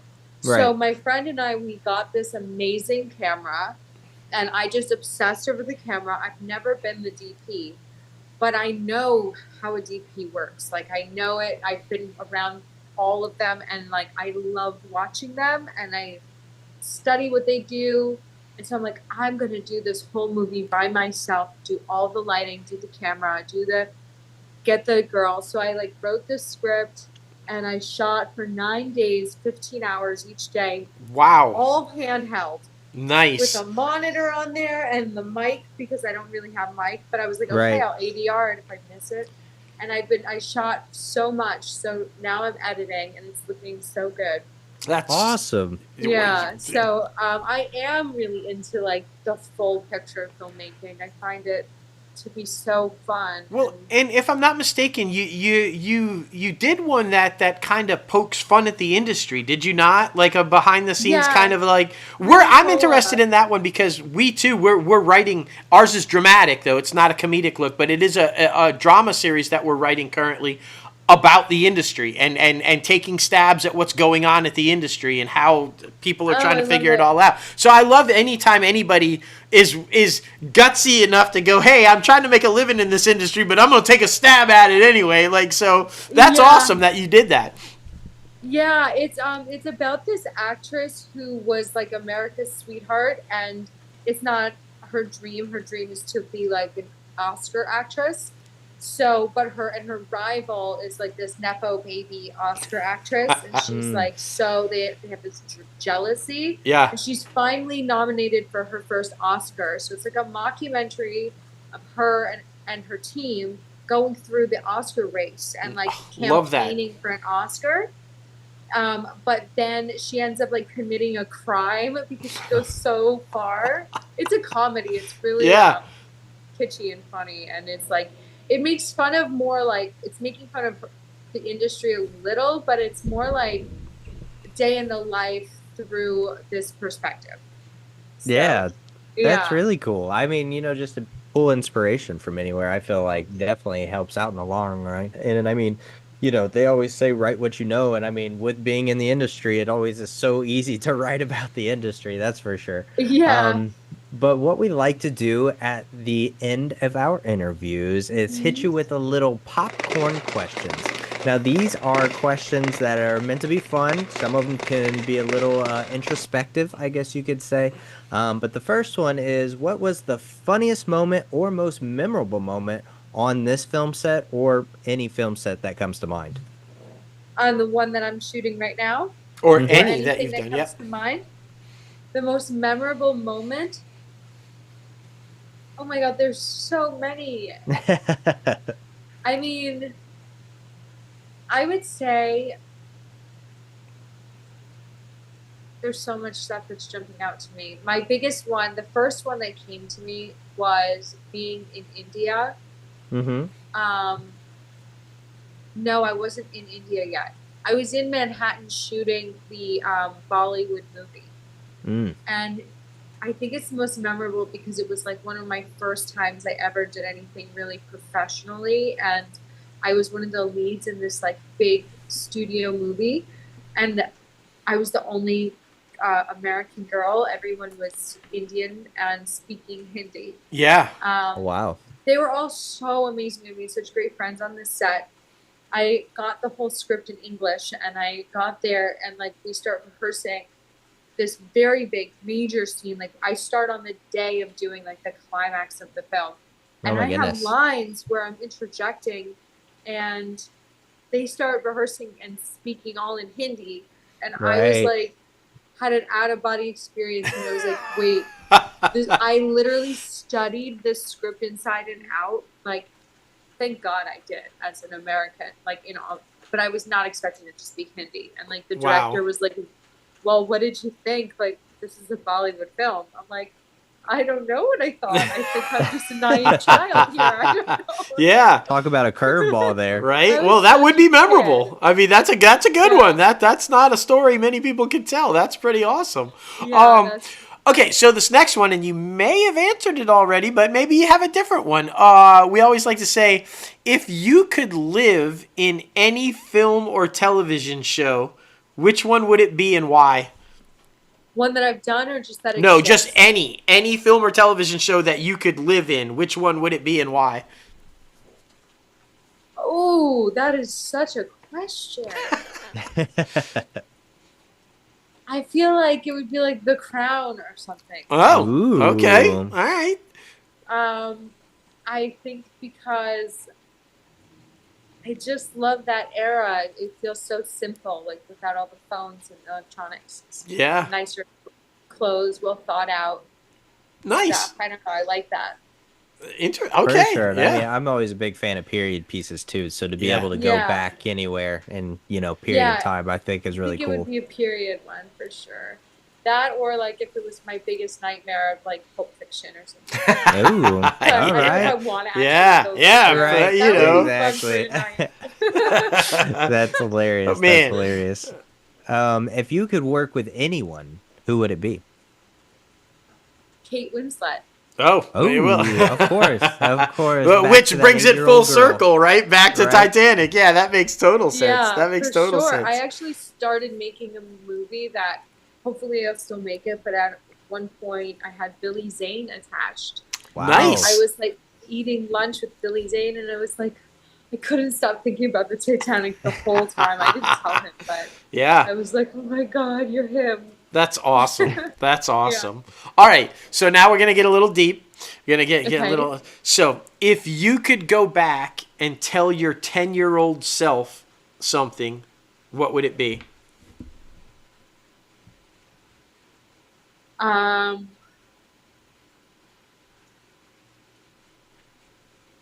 Don't leave New York. Oh, There interesting. you go. Okay, don't leave New York.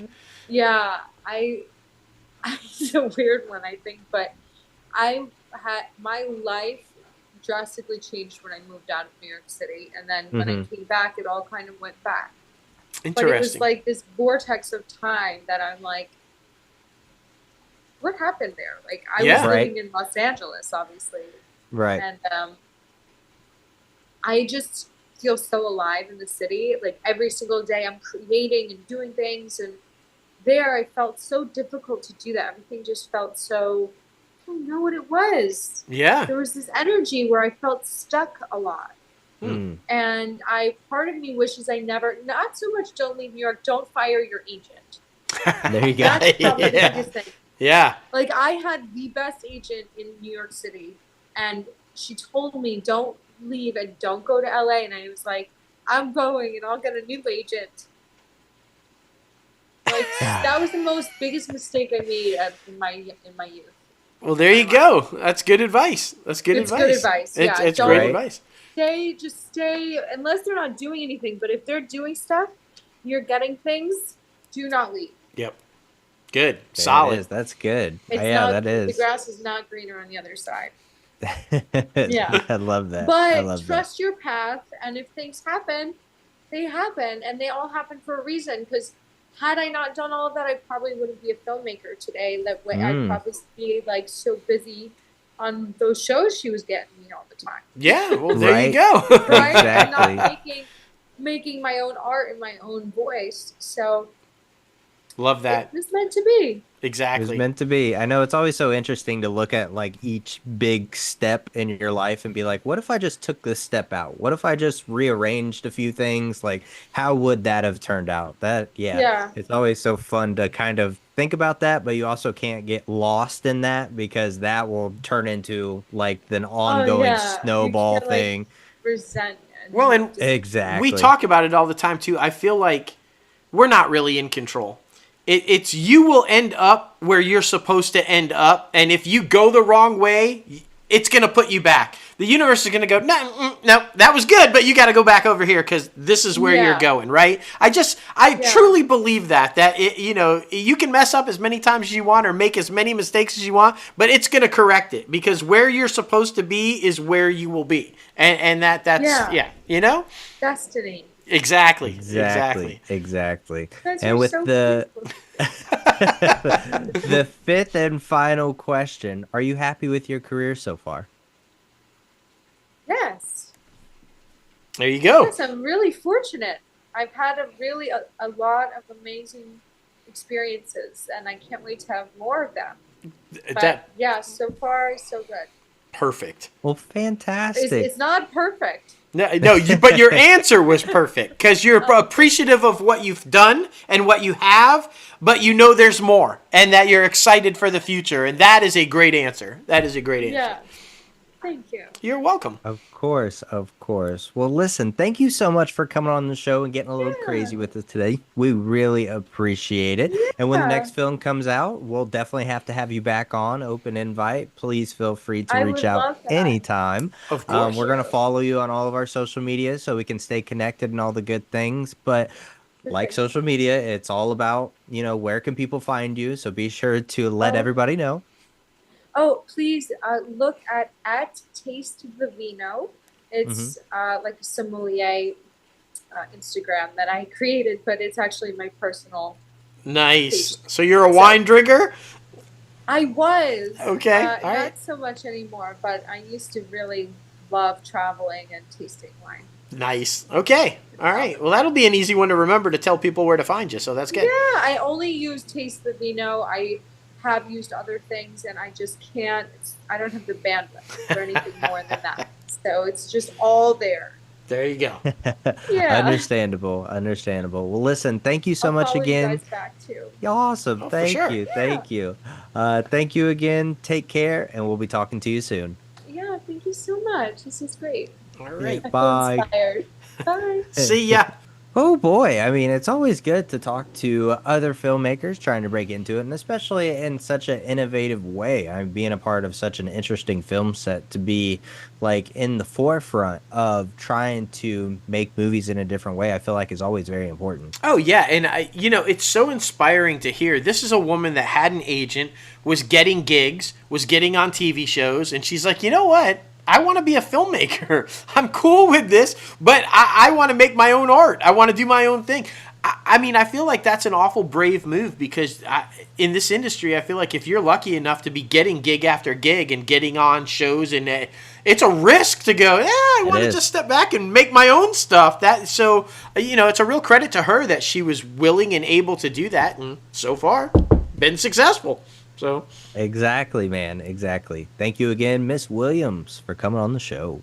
All right, now it's time for the top 5 segment, man. And oh boy, this week, it's super hard. It is top 5 television dramas. Yeah. Oh my goodness. And I just want to say that, like, all of your 5, with the exception of your number 1, because we've been talking about this for anybody who's listening to us the last gazillion years, with House of the Dragon. I have not seen Game of Thrones yet, guys. I have not seen it. Yes. But I was going to say that all of these could be on my list. I feel like this was so hard because I'm trying to go through them, and I could have literally put like 50 of dramas So many. over the decades that I've been alive. I could have filled this list up. So I tried to bounce them with some newer ones and some older ones just to kind of keep it. But man, this was tough. This was really tough. It really was. And it's funny. We were talking about Warner Brothers television situation. 4 of my 5 are from Warner Brothers. Oh, that's hilarious. That's I know, but they make some good television. They do. One of mine is. Got one of them. Yeah. Yep. But well, I tried to be equal, fair opportunity. Equal opportunity. Mine are represented pretty well, I think. All the major right. studios. But anyway. Oh my goodness. I love it. Well, my number 5 when it comes to television dramas, I just started this one literally while he was in his heart procedure, which is kind of weird while you're watching this show in the hospital. So, I mean, I don't know what that says about me, but it's fine. I'm loving it. I'm late to the game when it comes to Dexter. Oh my gosh. The guy who they got to play Dexter is perfect because this motherfucker is creepy, but in the most endearing way. Like, you're rooting for him, but then at the same time, you're like, I don't know if I really want to be your friend because, like, you could kill me at any point in time. But I love it because, it shows the dynamics of, humanity in general, with anger, passion, numbness, and just being able to navigate life in such an interesting way when you have so many different emotions. And I feel like this show is so layered when it comes to all of its characters, because it seems like everybody in the main cast is just wanting to do the right thing and do what's right by themselves and their family and everybody around them. But then they also have their vices, or they also have that dark side to where you're like, okay, some stuff is about to go down. But overall, I'm really enjoying the show so far. I'm almost done with season 1, and I don't know. It's my new favorite show. I'm trying to finish this thing before the next new one, iteration comes out. Yeah, so I'm very excited about it. I'm super happy I jumped on it. Well, But and yeah, number and 5 for me, Dexter. so remember though, when you finish it, you got to watch Dexter New Blood also Yeah, before the new one, because there's that little in between kind of like Interesting. yeah, and it if you don't watch that, then it kind of like, because there's some like interesting trust me, just don't miss that one. Okay.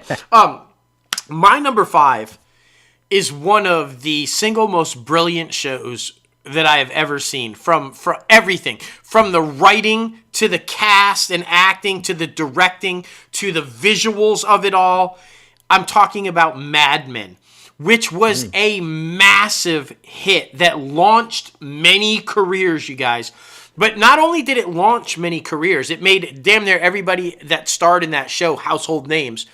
But everybody who was anybody in Hollywood made appearances on that show, including several dozen of our ITCAF podcast guests. They were like, it's amazing when you go back and you watch it again and you're like, damn, I forgot such and such was in it, or shit, I forgot such and such. It's crazy. But I'm talking about Mad Men. And for anybody who doesn't know, it's set during the height of television advertising. And Don Draper, played brilliantly by John Hamm. Not a very nice guy, but then a nice guy. He basically had a shitty life and was thrown into a situation of where he wanted to escape that shitty life. So he takes the life of a guy that died that he was at war with, who died, and he basically takes over his life and like pretends to be him. And what? so everybody, Don Draper is not even his real name. Spoiler for anybody who hasn't seen it. But anyway, this thing is like John Hamm, Elizabeth Moss, January Jones, Christine Hendricks, Kieran Shipka, who's now huge, and she played the daughter. Like, what? Now she's like a huge star herself. Jessica Perry. But, I mean, you're talking Spencer Garrett and Allison Brie and Danny Strong and just like a gazillion people who have come through that show. But, yeah, it takes a harsh, stark look at what that era was like. And basically, everybody was cheating on everybody. Everybody was having affairs. And like, you couldn't... And the television ad industry back then was like a rock'em sock'em kill 'em kind of a thing. If you weren't getting accounts, you were basically done. So you were going after the car accounts, you were going after the cigarette accounts, you were going after like it was insane. And to see it all play out is just brilliant. And I don't want to spoil it for anybody, but I am. The ending, you remember the huge commercial that's now world known, everybody knows it. It's I'd like to buy the world a Coke and teach it, so that was like they basically credit Don Draper for creating it. Like, he goes to this, like, he escapes, he goes away, he disappears, nobody knows where he's at. He's, like, at this yoga retreat, and all these people are on the mountain hillside doing yoga, and they're chanting, and the idea comes to him to create that. Now, obviously, in real life, the guy was not that. It wasn't Don Draper or anybody like that created that. But I love how that's where they end the whole thing. They spun it into this, one of the probably most brilliant ad campaigns of all time in the history of the world. And they spin it to that's how it ends, is that this guy, Don Draper, who's a total fraud and imposter, is the guy who came up with it. It was just, yeah. Mad Men. I hope you jump on that one. I'm telling you, you would love that. I'm convinced you would love it. I know. I definitely want to. It's on the list. That's for sure. It's on the list.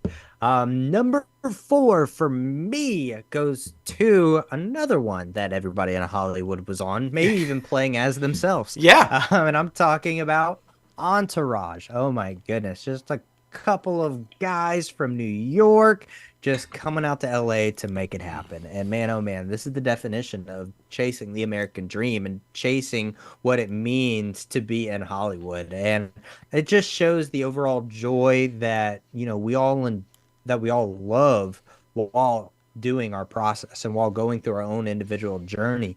Because I mean, there's so many things that align in that storyline with everyone's story as they're pursuing their own careers in the entertainment industry. So, I mean, the parallels to each of those storylines and the parallels to your individual life or my individual life, it's awesome because you can pick and choose what stories like connect to your personal journey while you're trying to make it in Hollywood. It's one of those too that, it starts off as somebody who is supporting his friends. He's got this industry backing him, basically, where he's getting all of these big name movies. He's at the top of the game, he's making a name for himself, but then he also helps a friend along, and then he helps another friend along, and then he helps his brother, enough to where everybody doesn't have to eat from the same food. Everybody has their own individual plate. And that's what I love, too, about this show. It's like,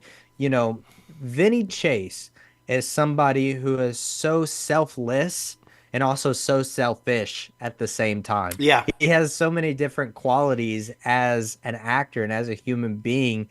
And I think, oh boy, I forget what his name is, Adrian something. I think what he was Grenier, able to do with that what he was able to do with that character, I feel like was so spot on. But that show is such a classic, man. And I mean, I even go back and watch it sometimes now, just in the background. It's inspiring. Yeah. It's super inspiring, but it's one of my all-time favorite shows, so I had to put it on the list. Number 4 for me, Entourage. Yeah, I love that. It's the single most realistic interpretation of Hollywood ever. It's like legit how it is. Everything about it is 1,000% accurate. All of the glory and all of the nastiness of the entertainment industry is highlighted in there brilliantly. And they even kind of I've always thought, and it's never been, I don't think, confirmed or not, but I've always thought that the Johnny Bravo, Vinny Chase, is Eric Roberts and Julia Roberts. Where the one was out there as an actor killing it, and then all of a sudden his career just dried up and he couldn't get a gig, and the younger sibling comes out and just slays it, becomes the biggest thing in Hollywood, and now the older is relying on the younger to carry them a little bit. I've always fuck, that's Eric Roberts and Julia Roberts kind of a thing, And just briefly, before I jump into mine, if anybody doesn't know, this is actually based on Mark Wahlberg. Mark Wahlberg is behind it. He's an executive producer on it, and it's loosely based on his entourage and his people and kind of a thing. So, brilliant show if you guys haven't checked it out. My number 4, another fucking brilliant show with brilliant cast, and probably, in my opinion, the most accurate interpretation of what really goes on in the world of finance and capital ventures. Billions. Fuck. The back and forth about a guy who capitalizes on the 9/11 tragedy to basically exalt himself into this mega billionaire, and he comes from nothing. He comes from the streets. He's poor, and he battles up to make himself this.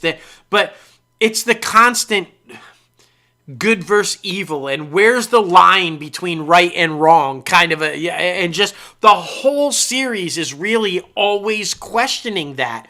What is the line between right and wrong? What is acceptable and not acceptable when you're trying to dig yourself out from a really bad situation? And when you do, now you're like this badass who's maybe not always doing the right things to keep yourself in that good situation. And it just, but yeah, Damian Lewis and fucking Paul Giamatti and just this cast, fuck, it's so good. And this is one of the rare shows that came out of the gate perfect and ended perfect. How many times do we see a series end in the season finale or the series finale is could have been better. I wish they would have done this. I wish they would have done. No, this fucking show came right out, boom, and ended with giving the fans everything they wanted. It ended the way you expected it to end, and you were happy with it. And I fucking love that. So if you guys have not checked this out, and you're into this kind of shit, the Justice Department versus billionaires and evil and good and blah blah,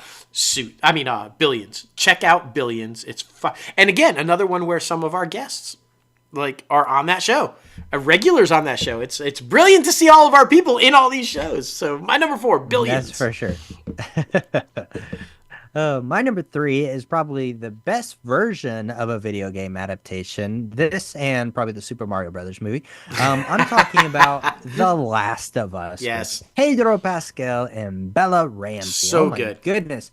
Talk about literally an hour movie each episode. I mean, the cinematic beauty of this thing is absolutely insane. The storyline where it bobs and weaves. I mean, let's be honest about it. Is it kind of The Walking Dead 2.0? Yes, but at the same time, it's different in the same vein. So I think what they're doing is very interesting when they add the new chemical imbalance where the zombies or whatever, the disfigured people are, manipulated with their genealogy and things like that. So that's very interesting. But yeah, man, I think every episode of this thing is top tier, Emmy winning, beautiful award winning work. And I'm super excited to see the second season when that comes out. Yeah, exactly. 2035. That's right. So that's right. I mean, they're taking the Stranger Things approach, that's for sure. But it's okay because if it's great content, people are always going to flock back to it. Yep. And it's glory. So number 3 for me, The Last of Us. Yes. Oh, so good. And they did a really good job with that show because I had never played the video game. I wasn't aware of the video game, what it was even about. Right. But you didn't have to be. Which I love. This is an adaptation, but you could just jump right in even if you had no clue what it was and enjoy the show. And man, so good. So good. Good choice. My number 3, it's very inspirational for us and what we do and how we are and the back and forth that we have. This is a show, though, again, much like Mad Men, that when it started, other than maybe Gina Torres, who had done some stuff, you couldn't name a person on that show. They were all relative nobodies that you had never heard of. And now everybody knows who they are. They're everywhere. They're massive. I'm talking about Suits. But if you tell me you knew who Gabriel Macht was or Patrick J. Adams or Rick Hoffman or Sarah Rafferty prior to Suits, you're full of shit. But now they're household names. And it's because this show was so fucking brilliant. This show, the dynamic between the young and the old, the mentor and the mentee, and learning from each other, and by the end of the run, had switched places. Basically, they're like the young guy's now the one, but it takes place in corporate law with finance. That's the premise of it, right? But this is a brilliant drama about people and personalities. And different personalities and backgrounds learning to coexist and then go beyond coexist and actually find respect and love for each other and how to make different personalities work together. And I think it's a brilliant character study of that. Like each character and the way they develop over the years and their backstories and who they become during this, and how there's disdain and hatred literally at the beginning, and I'll die for you at the end. It's a brilliant path to see how they get there, which is one of the main things I really enjoyed about this show. Obviously, I love the law, I love corporate type stuff, and all this kind of stuff that they deal with in the content of the show. But for me, it was the storytelling and the character. Aaron Korsh did a brilliant job of the character development of these people. You felt for them. You wanted to be a part of them. You wanted to be in that group, right? So, and Meghan Markle. I forgot Meghan Markle. She's a literal princess now. A brilliant show. Number 3, Suits. There it is, man. And there it is. Number 2 for me goes to I don't want to be anything other than One Tree Hill. One Tree Hill. Yes, that's right. I love that show. It really just shows the unity of family that may not be your family, especially having such a tight-knit group of people around you, especially, the whole show started when everybody was in high school, but then they have more seasons after they're out of high school. So that kind of shows you the popularity of the dynamic of the actors and the characters that they had even after the first initial concept was expired, I guess you could say.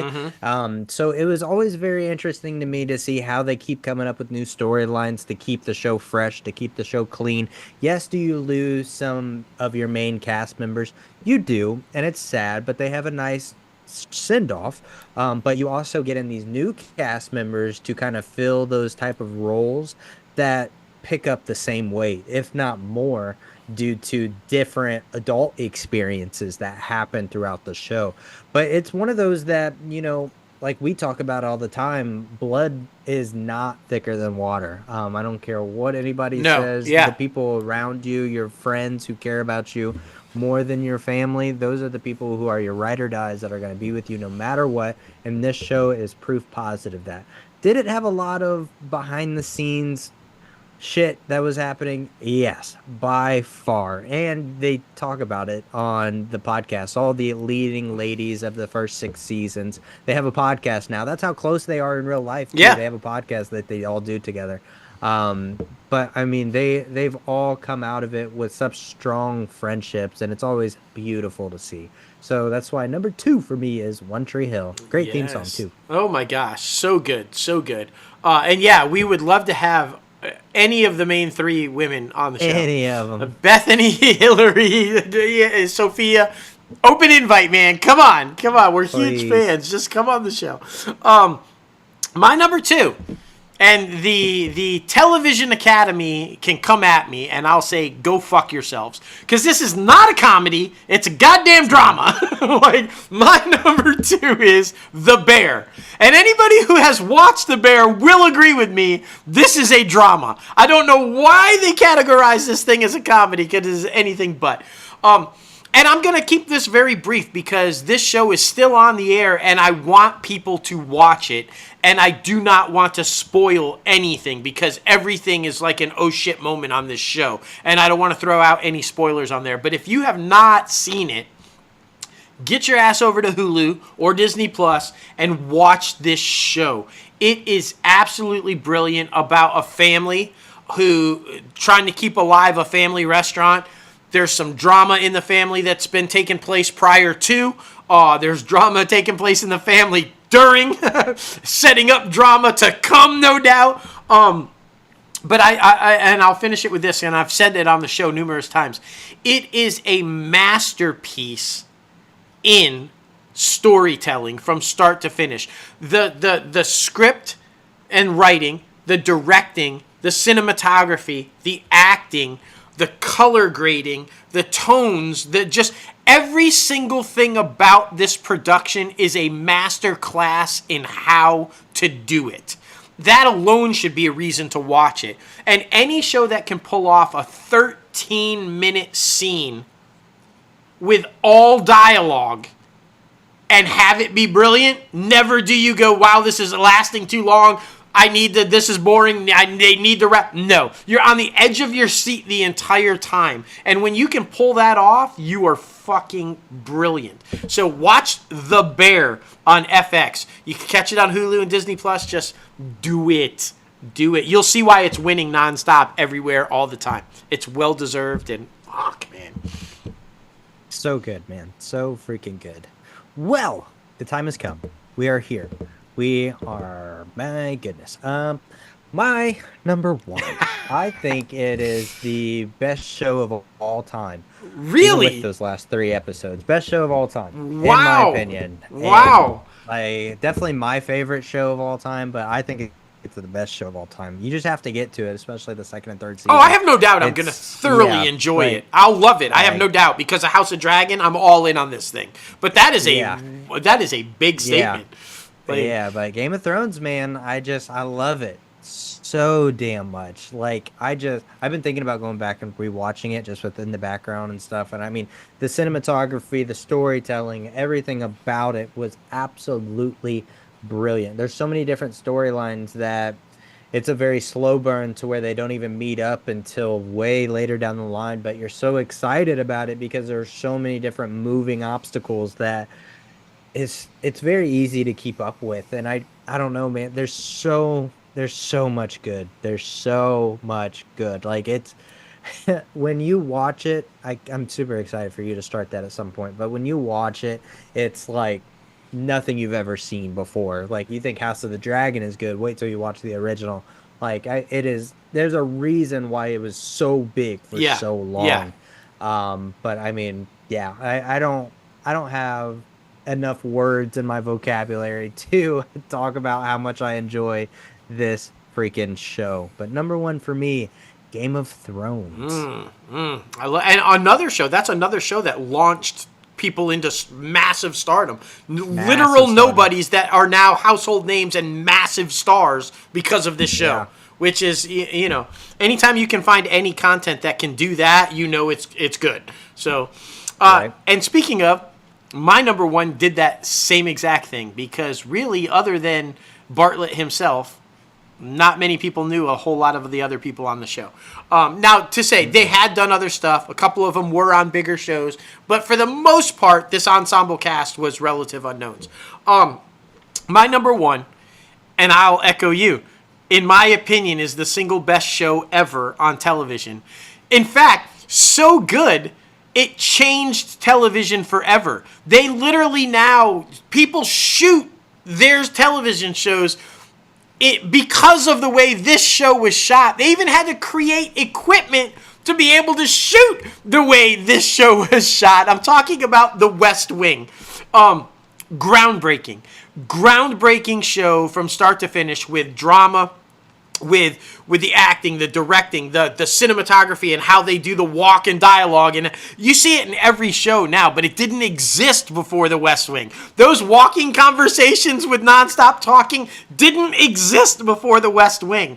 And I'm not kidding you when I say they had to create equipment and figure out ways to do that. Because it had never been done on television before. But if you guys don't know, this is about, a president of the United States who's in a term, but is then getting ready to run for re-election, and his life. And it's about everybody associated within the West Wing and his people, his staff. It is the most realistic, stark look at the political climate, the world, the White House, what the president, vice president, and his staff go through.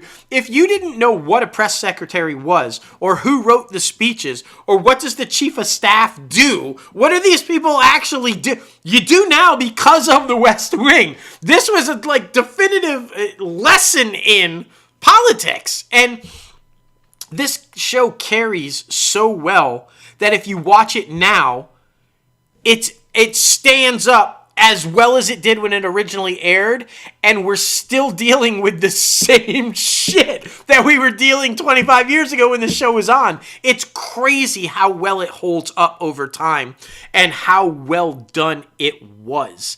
And they had to pivot. A main character died, and they're like, fuck, what do we do now? Because they had a whole storyline based on...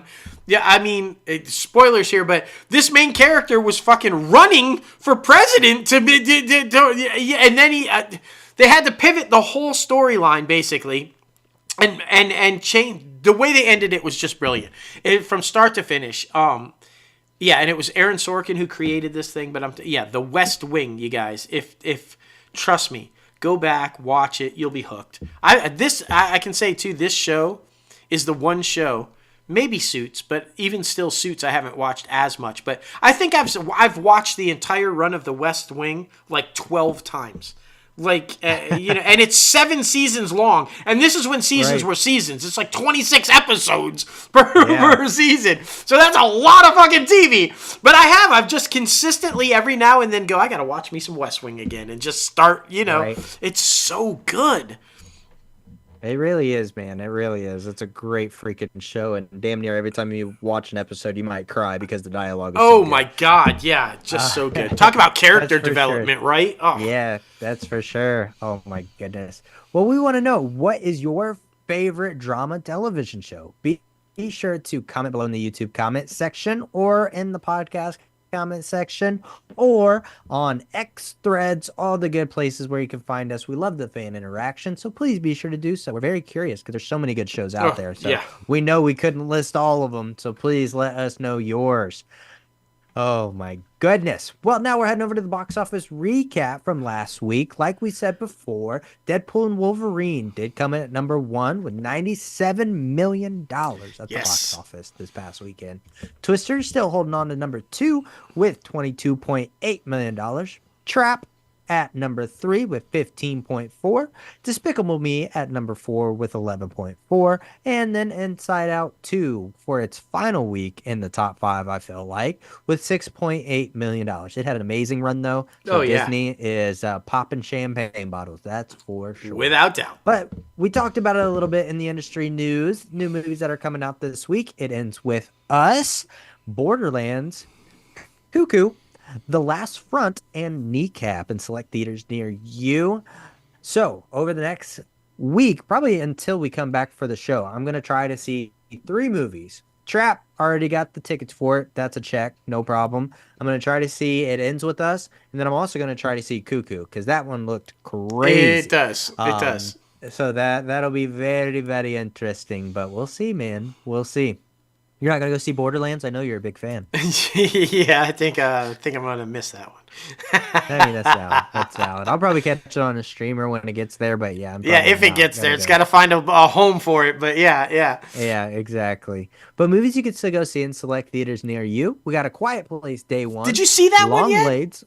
Oh Not my yet. I gosh, still yeah. haven't No, you seen it. got to get on that one too. That's so I good. know. I'm probably gonna freaking get it on a streamer now when it hits Paramount. So good, because I man. mean I've waited so long. Long Legs, Crazy. Geraldine the Purple Crayon, Bad Boys Ride or Die, and Fly Me to the Moon. Like I said, in select theaters near you. And then, of course, our IMDb Pros Top Trending segment. Of course, the movie that has been trending all over the world Oh, and yeah. all over your social media feeds and mine and his. Deadpool and Wolverine. It's freaking everywhere, guys. And we thought the first opening weekend with spoilers was bad. Now no one cares. Oh, yeah, Everybody's yeah. throwing everything everywhere. Everything So, everywhere. Yep. yeah, so I feel bad for the people who haven't seen it yet. Like Emily still hasn't seen it. So Oh my yeah, but gosh. she doesn't follow any superhero stuff. She's off Twitter now, so she's not seeing any of it. So she is oblivious to all of it, and I'm kind of jealous because I wish I could watch it again for the first time. Top trending TV show. This makes sense with last week being the finale of season 2, House of the Dragon. A lot of people Yes. had a lot of mixed reviews about that, but it was a good episode. It was a great was. season. Again, like Marvel fans, like Star Wars fans, chill the fuck out. Like, Exactly. everything's fine. Yeah. It's entertaining. It's a good show. It's a like brilliant just, show. ah, Yeah. like goodness gracious, relax your sacks, man. And the top trending star is Emma Corrin from Deadpool and Wolverine. She's the big baddie. Yes. Man, oh man, she kind of looked like Sophia Turner bald. I don't know what that says Yeah, about Sophia Turner. you know or who her. she actually is? She's the one who played the young Princess Diana in The Crown. Yeah, I think I did see that Yeah, on her yeah, IMDb and she was profile, brilliant yeah. in that role. So to see her play crazy ass Professor Chuck's sister, it's like Right. whoa, this bitch got some range right here. Like, yeah, it was that's for awesome. sure. That's so funny. That's so funny. Well, we got to thank our guest one more time, Alessandra Williams. Be sure to follow her at Taste the Vino Yes. on Instagram. If you don't know any of that, we have the link in the description below, and she's on our social media and all the good things. So be sure to follow her. And then, of course, you can follow the company on social media at Crazy Ant Media. The podcast is at ITCAFpodcast, and then Everything's Okay has a new episode out right now. Divine Mind, the journey into spirituality. Dustin had an amazing conversation with the one and only Autumn Reeser, and I think people are really enjoying it, man. They're They really enjoying, are. It's getting a lot of great practicing and experimenting with different things. Yeah, it's getting a lot of great feedback, and it's got the numbers on Apple are like, yeah, it's doing really well. So that's awesome. Who doesn't like It a is. good deep chat about spirituality? Exactly, man. Exactly. And of course, be sure to follow us both personally on social media. Myself at JLoganAustin and At Crazy Ant CEO. that's right, buddy. That's right. And you guys know you can subscribe to this podcast anywhere you listen to your podcast. We're on Apple Podcasts, Spotify, Google Play Music, iHeartRadio, Podbean, Stitcher, and so much more. If you're watching this video on YouTube, we appreciate you.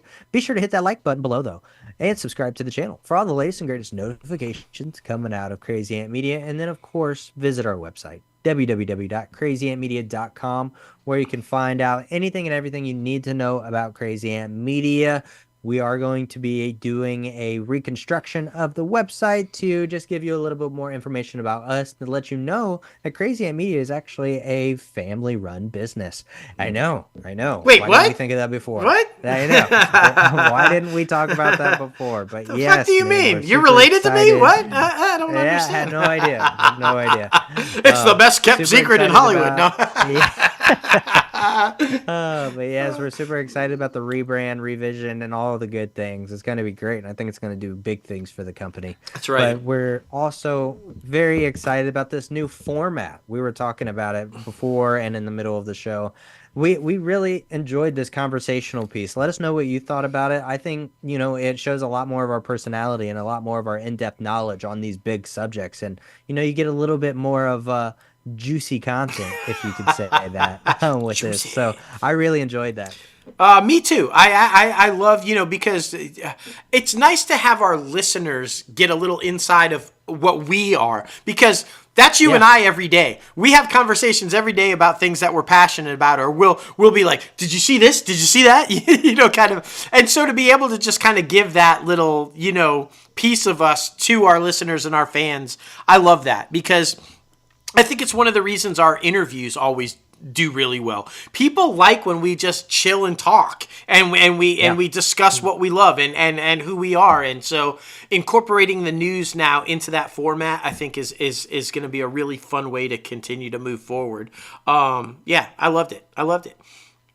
Completely agree, man. Completely agree. Well, one thing that is never going to change. Never, ever, Never. ever, ever. I mean, man, oh man. Maybe by the time we get her on the show, we can just have her say it at the very Oh my end. God, how epic would that be? That'd be so great. Because you all know that we love the one, the only Oprah!